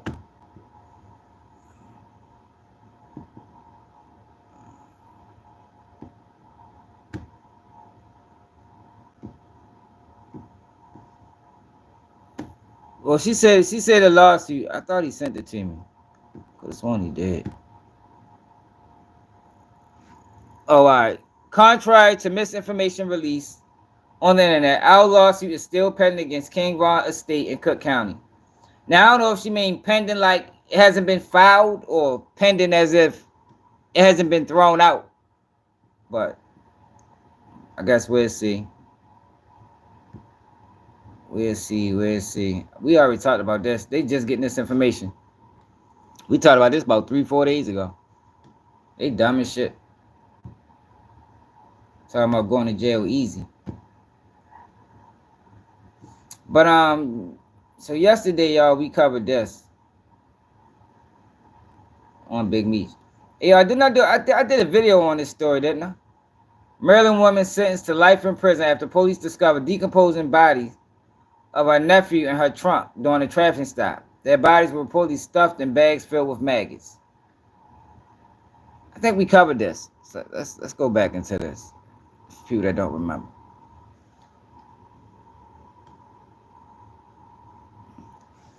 A Maryland woman has received a life sentence for the deaths of her 7-year-old niece and 5-year-old nephew, whose bodies were discovered in her car during a 2001 traffic stop. Nicole M. Johnson, 36, was sentenced by a Baltimore County judge to life in prison with all but 50 years suspended, following her conviction on 2 counts of child abuse resulting in death. The tragic case came to light on July 28, 2021, when police stopped Johnson's vehicle, which was uninsured and had a fake license plate. During the stop, officers noticed her unusual behavior and a strong odor. What the fuck? What the fuck is this word, y'all? Emanating from the trunk of her car.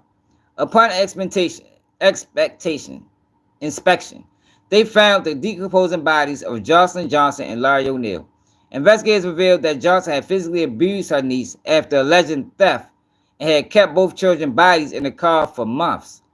She claims Jocelyn died following the assault, while Larry reportedly died in his sleep shortly before her arrest. Yeah, I did cover this. The children's biological mother was unable to care for her children, leaving them in Johnson's care since 2019 due to falling on hard times. Johnson and the biological mother had reportedly arranged to exchange the children back, but Johnson failed to show up to the meeting. The mother only learned of their tragic fate through police notification. That's fucking crazy. She got a long time to think about that. 50 years. Jack the Ripper identified after 137 years. So I guess this is the guy, whoever Jack the Ripper was. I think that shit happened in another country. But, oh yeah. All right, so yesterday, yo, we talked about this. I just read about the 17-year-old basketball player, straight A student.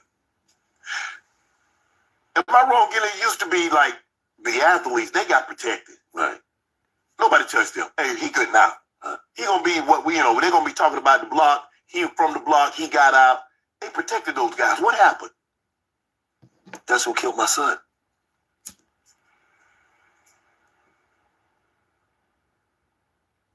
The 17? Yeah. The 17-year-old basketball player that just got shot. 17. Now, I don't know why. I don't know. Gillie must have said, "Look, I want to talk about my son's situation. We can stage this because this is definitely staged."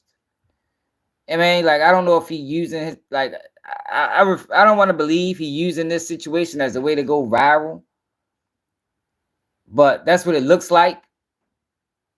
Yeah, because Shannon knew that. This conversation was already had before the cameras got to rolling. Yes. That's who killed my son. Really? Yes. What was that about? Well, it wasn't for my son. Your son happened to be there? Yes. Oh. Them blocks is beefing. They going through it. My son just so happened to pull up out there 5 minutes. They come to shoot the block up. My son's not from that block. He don't, you feel what I'm saying? He just so happened to be in the wrong place at the wrong time. What the? That's how deep it is. Bro, he has the potential to get out. Right. And he living that life? No. But now they probably was lying on his grades. Now I don't want to get into what else Gillie said because he wasn't making sense. And we corrected that on the last live. But his grades probably wasn't real. You know, they got a lot of that shit going on nowadays with these kids, especially athlete children. They always had that going on where they lie about the grades.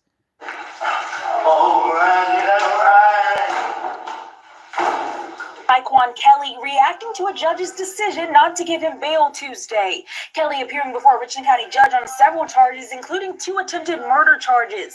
Forest Acres police say he shot into a woman's car Monday afternoon after some kind of domestic dispute. Now, I think this is the same part of South Carolina that we covered before, where now they charging juveniles as adults. So it looked like they trying to highlight this as a way, like, look, it's working. Yo, but this is not what we need, yo. Like, we got to find another way to reach these juveniles. Because all studies say that this doesn't work. It just makes them hardened criminals. It doesn't change the dynamic. Like I told you, yo, in order to change the juveniles, you got to change the conditions that they in. So at this point, we just going to have a fucking revolving door of juveniles going to prison. And that's not helpful to the community. There were 3 other people in the car. Several schools were locked down after police launched a manhunt for Kelly. This is a prime example. Now, let me say this guy. When you moving like this, you got to face the consequences. I'm just saying we shouldn't be championing this. This shouldn't be championed in the black community. Like, this is not a win. Because it's not going to stop the problem. Because the problem is the community. The problem is the environment. I was out on bail for another attempted murder.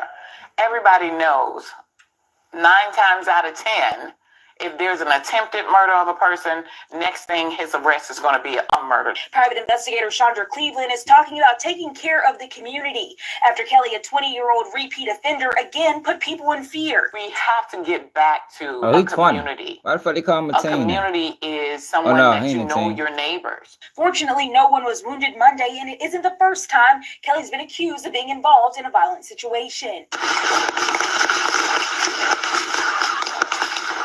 The 20-year-old was also charged in a mass shooting at the Meadow Lake Park in Columbia that wounded 9 young people during a prom party in 2023. Oh, so you got some motherfucking nerve. You out this bitch being a menace to society, and you and that bitch crying.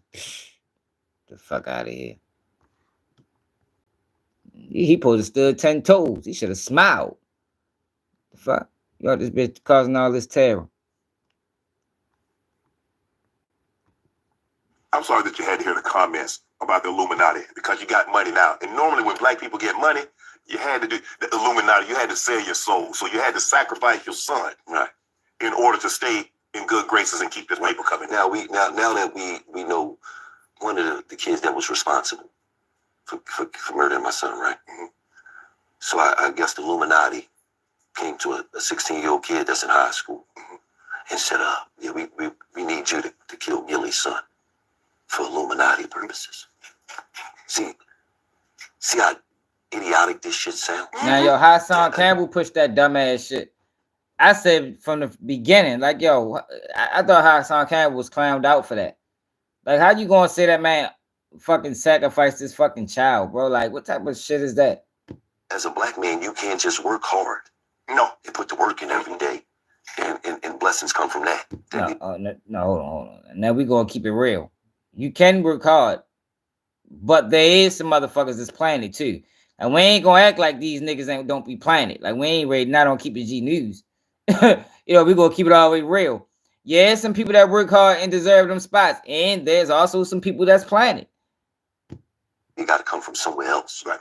So I don't pay that shit no mind. Have you met the kid? Have you talked to the kid that took your son's life? Nah, I never met him. Only reason why I know is because the police called me and told me once he was murdered. Once he got, because the kid had just got shot 17 times. He was walking with his mom. Oh. And he got murdered. And then the police notified me, and let me know that he was one of the kids that was pretty much about to get locked up for the murder, but he got murdered first. So, and then, you know, when you do something in the streets know.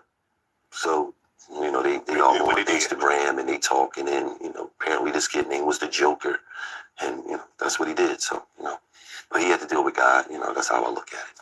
And then Charleston White said something disrespectful and derogatory towards your son, but he later apologized. Did you accept his apology? Did you talk to Charleston? No, but you know, you can't. I can't respect niggas like that. You can't apologize that away. Let's go to that interview. I want to see how far they went into that. I just want to hear that part. You know, I don't really support Shay like that for real, because I just think he a bluffing motherfucker for real. It's like, to be honest, I didn't like how he did Kyrie Irving. Kyrie Irving didn't deserve that. When all he did was share a tweet. So if y'all, and this happened years ago, I've been holding the same people accountable for that shit ever since they did it. Cause I think that's what we gotta start doing. Like, we can't be giving these, when people show you who they is, you gotta accept who they are and make them stand on it forever. That's how we get a lot of these plant motherfuckers. We allow them to flip flop. We gotta stop letting niggas flip flop, man. Comments about the Illuminati, because you got money now. And normally when black people get money, you had to do the Illuminati, you had to sell your soul. So you had to sacrifice your son, right, in order to stay in good graces and keep this paper coming. Now that we know one of the kids that was responsible, and blessings come from that you gotta come from. Like, nah, I never met him. Only reason why I know is because the police called me and told me once he was murdered. Once he got, because the kid had just got shot 17 times. He was walking with his mom. Oh, and he got murdered. And then the police notified me. And, you know, that's what he did. So, you know, but he had to deal with God. You know, that's how I look at it. Definitely real. And then Charleston White said something disrespectful and derogatory towards your son, but he later apologized. Did you accept his apology? Did you talk to Charleston? No, but you know, you can't. I can't respect niggas like that, because what I knew you for. Yeah, I don't believe in the sacrifice part. When I ask you, what do you know him for? It depends on the situation. Think about it. You don't even know. You know him for disrespecting niggas that's known. Right. Think about that. You ain't putting the work in out here. You ain't did nothing. You got on the internet at 40-some years old, a nigga that had nothing going on, and disrespected niggas that put work in. He ain't lying. He disrespected children as well. Now Charleston White is a plant. If people not willing to believe or accept the fact that Charleston White is a plant, then I don't know what to tell you. I think it's more obvious than anything.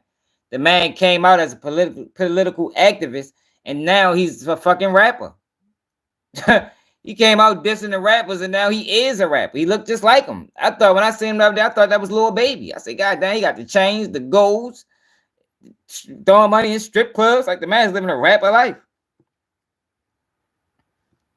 That is wow. You need to take that shit off.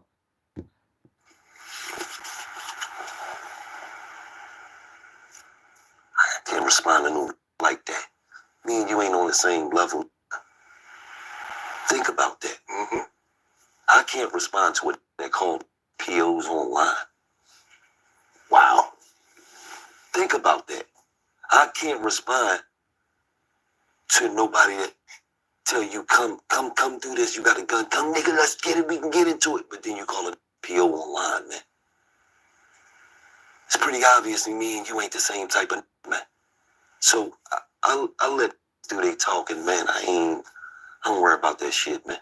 We talk about that. I don't even know what I knew you for. You ain't did nothing. Wow. Feel what I'm saying? I do. I don't know what I knew you for other than... Yo, Charleston White come up is strange, because what I know him for is defending Lord Shorty from Philly, attacking Gillie. And he took that, and now he's here. Like, yo, that doesn't make sense. That's not organic. It ain't none of that. And then when you hear him talk about, in the beginning, he went to media training and did all these other things to show you that the man was planning. He came out dissing everybody, talking bad about Asian women. He do this to Asian women and white women, and they took him and put him on a Rock Nation tour. So it's obvious he's working for some type of agency. Now, people who don't like to admit it, for I don't know what reason, but it's obvious to me. He been ducking me for 3 years online. Oh, that's known. That's actually doing something. Oh, man. What are we talking about, man? Exactly. I just read something about the Go 17-year-old Chicago basketball TV. player. Straight A student. Exactly. I said the same thing about Meech. All you gotta do is look how he been moving. He moving like a rat. Yeah, man, the man is moving like a fucking rat. So I ain't surprised that's what we getting from him. But oh, y'all, I think we covered all the topics, y'all. Anything else I wanted to show y'all? Oh shit, my phone ready to die. I gotta get my charger, y'all. Now I didn't watch this. Trump nominee for Education Secretary Linda McMahon says it was meant for DEI was meant for diversity and inclusion, but it's producing segregation instead. It say blacks need separate graduation ceremonies. Let's check this out. No, we gotta look at something of importance. It's a program that's tough. It was put in place ostensibly for more diversity, for equity and inclusion, and I think what we're seeing is that it's having an opposite effect. We are getting back to more segregating of our schools instead of having more inclusion in our schools. When there are DEI programs that say that Black students need separate graduation ceremonies or Hispanics need separate ceremonies, we are not achieving what we wanted to achieve with inclusion. Let me give you an example then. So this order applies to Department of Defense schools, and those schools have canceled all programming around Black History Month. So if a school in Connecticut celebrates Martin Luther King Day and has a series of events and programming teaching about Black history, are they in violation of a... It's a program that's tough. It was put in place ostensibly for more diversity, for equity and inclusion, and I think what we're seeing is that it's having an opposite effect. We are getting back to more segregated.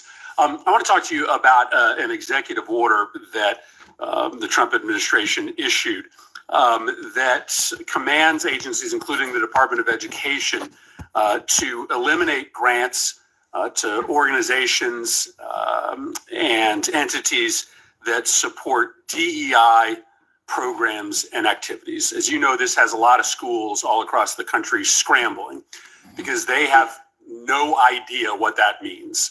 They don't know because I ain't watching order. Yeah, I don't really watch. I watch the Baltimore ones more than I watch anyone else, but for the most part, I don't be watching them. DEI as to whether they are in compliance or out of compliance and whether they are going to have their federal grants compromised. How does the school know whether it's running a DEI program or not? Well, certainly, and thank you, Senator. And it is good to see you again outside of the state of Connecticut, where we run into each other. DEI, I think, has been. I want to talk to you about an executive. Yo, DEI didn't benefit us, yo. That shit benefited more the ABC ABC. Is that Triple H? Look like Triple H from the side of his face. It's a program that's tough. It was put in place ostensibly for more diversity, for equity and inclusion, and I think what we're seeing is that it's having an opposite effect. We are getting back to more segregating of our schools instead of having more inclusion in our schools. When there are DEI programs that say that Black students need separate graduation ceremonies or Hispanics need separate ceremonies, we are not achieving what we wanted to achieve with inclusion. Let me give you an example then. So this order applies to Department of Defense schools, and those schools have canceled all programming around Black History Month. That's what it is. So now. If a school in Connecticut celebrates Martin Luther King Day and has a series of events and programming teaching about Black history, are they? Why do you always see it? They real strategic with this. This is by design. This is coming from a white man talking about Black history. Let's see what she say. In violation of it's a program of a policy that says schools should stop running DEI programs? Not in my view. That is clearly not the case. The celebration of Martin Luther King Day and Black History Month should be celebrated throughout all of our schools.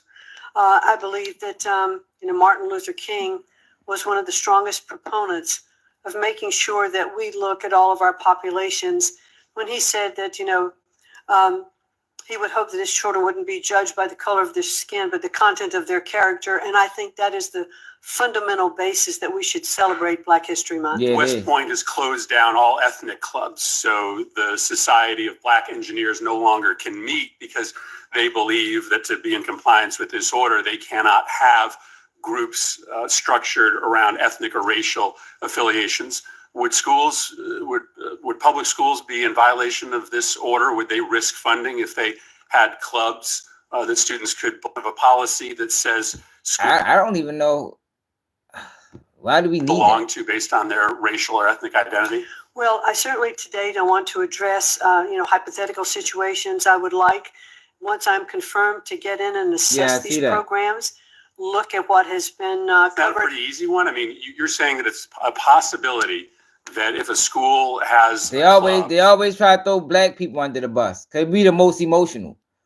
We the easiest to get agitated. For Vietnamese American students or Black students where they meet after school, that they could be potentially in jeopardy of receiving federal funding? Again, I would like to fully understand what that order is and what those clubs are doing. That's pretty chilling. I think schools all around the country are going to hear that. What about educational programming centered around specific ethnic and racial experiences? My son is in a public school. He takes a class called African American History. If you're running an African American history class, could you perhaps be in violation, belong to based on their racial or ethnic violation of this court order, of this executive order? I'm not quite certain, and I'd like to look into it further and get back to you on that. So there's a possibility. There's a possibility, you're saying, that public schools that run African American history classes, right? This is a class that has been taught in public schools for decades, could lose. I never was taught African American history. Has any of y'all schools taught African American history? I never had an African American history class. Maybe, I went to Woodlawn. Maybe it skipped Woodlawn. Have anybody school taught African American history? Let me know in the comments, man. Who got taught African American history in school? And I don't even think, it's best. See, this is my thing, right? When it comes out of that type of shit. Even with the slavery conversation and things like that, I'd rather teach my kids that shit my own motherfucking self, for real. You understand? Because they're not going to tell us the truth about history, African American history at that. Not the things that's relevant, not the things that need to be told, not the things that need to be taught. Like, I would much rather teach my own kids. You feel me? And I've been feeling like that for a while, man. Ever since I realized the history that they be teaching us in school ain't even the history that's important a lot of times. They teach us a whole bunch of frivolous knowledge that we can't use in society. Like, it goes no further than school. Like I told my kids years ago, when y'all start learning about history, let me know. Because I want to make sure they teaching y'all what they need to be teaching y'all, as opposed to what they want to teach y'all. He did.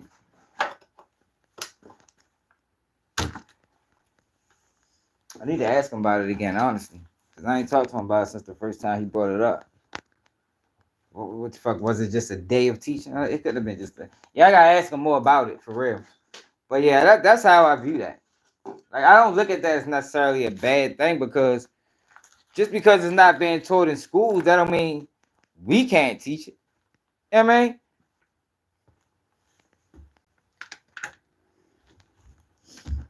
That's how I view that though, y'all.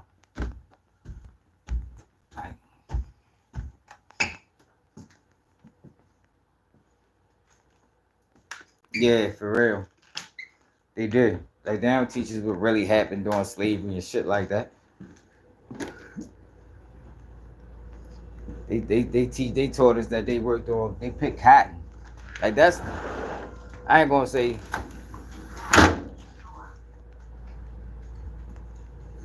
they did a whole lot more than that. Come on. They just picked fucking cotton and shit. These motherfuckers, they was in that bitch, they was inventors and things like that. They invented things in slavery that we still use today. But they don't teach us that shit in school. If they do, they might teach us one or two things. I just don't look at that as a bad thing, for real, y'all. To be honest. I think that DEI shit is just a way to rile up black people. Like my man said, we benefited probably the least out of everybody when it came down to that. That shit ain't benefit us for real. And then we beefing about a law that was passed in 2012. Like 2012, yo, we serious? We really beefing about a law that was passed in 2012. 2012. Yeah, man. What has changed since 2012? And you know what else? I ain't even gonna say it. A lot of things that Obama pushed, that shit was not for the advancement of black people. He had his own agenda, and it wasn't about black people. Everything that he did in that time frame was for a very small demographic.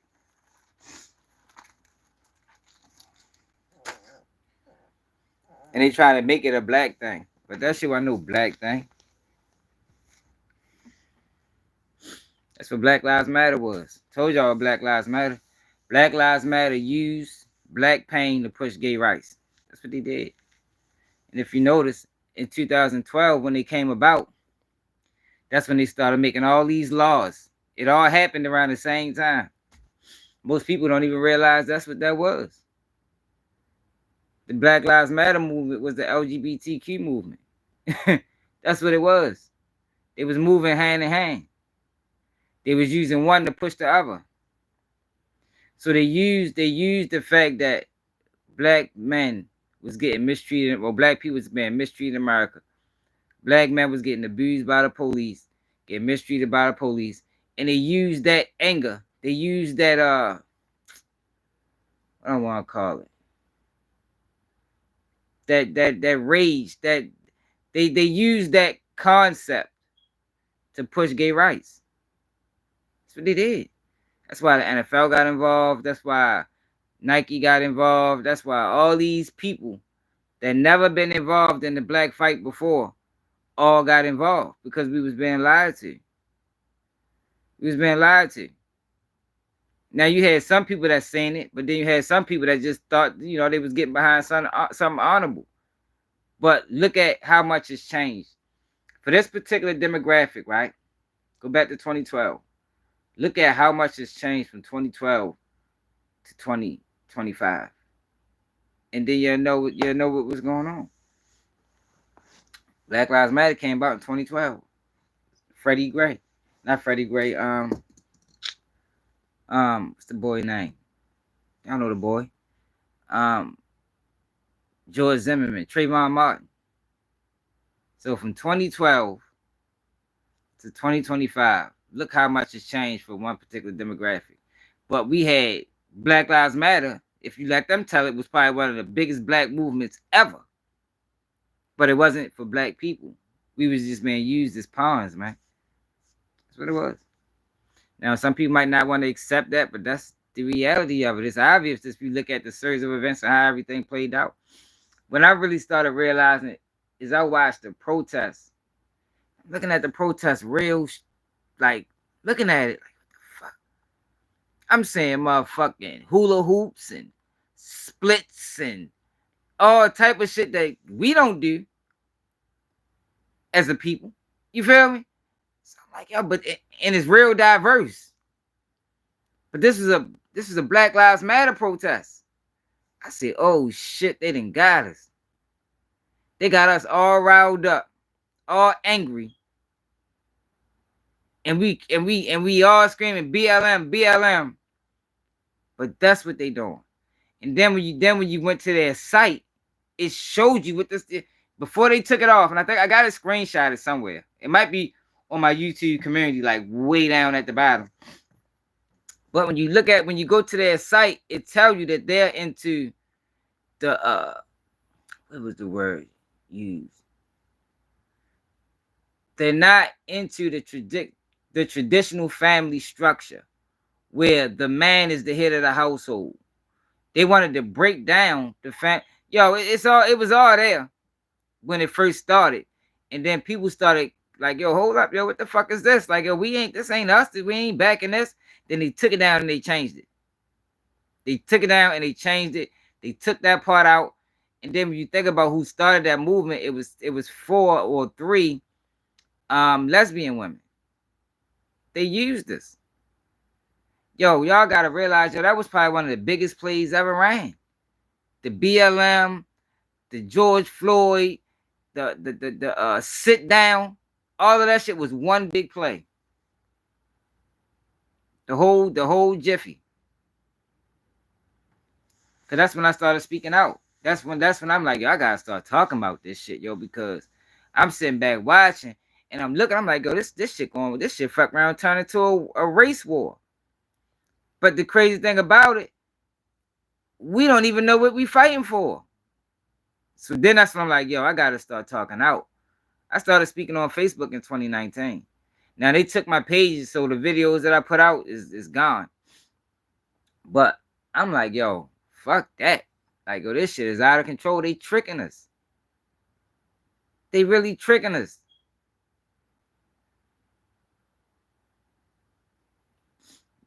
Yeah, it was. And when you went to their website, that's what it said, Panel. It said that. And then it talked about all these different, it was strange. But most people don't read, you know. Most people not going to go to the website and see what they really about. And you're right, it was the breaking down of the traditional the family structure. And then that's, they started getting all these laws and rules pushed. But they was using black pain to do it. They were using police brutality and the anger and the frustration of the mistreatment that we felt by police to push it. That's how they got it. That's how they created Sting for it. Because if you think about it, they wouldn't be able to create Sting by itself because how many people support that, to be honest. Even though I think most people don't mind, do what you do. But how many people is really going to go outside and protest and picket and fight for that? Probably a small percentage. Maybe 5% of the people. That's not enough to really push no needle. But if we can get that whole community and we can gain some people from other communities, we can start a whole, thing. And that's what they did, man. That's what they did. But I appreciate everybody that tapped in. Make sure y'all support the platform. If you can't cash that Baltimore swag, my man Edward normally posted. He ain't posted today. It's cool though. Share the live. Hit the like button. Subscribe to the channel if you new. Man, it is wild. And it's getting worse, especially with all this clout chasing shit going on. What's up, Adrian? That clout chasing shit, man. Like we moving down the, we talk about this a lot of times. Yeah, we moving down a dangerous path with this content shit and this clout chasing. Like we moving down a dangerous dark path. If we don't try to right this ship, then I don't know what the next 10 years is gonna look like. Straight up. But make sure I subscribe to the channel. It's another day of Keep It G News, and I'm out.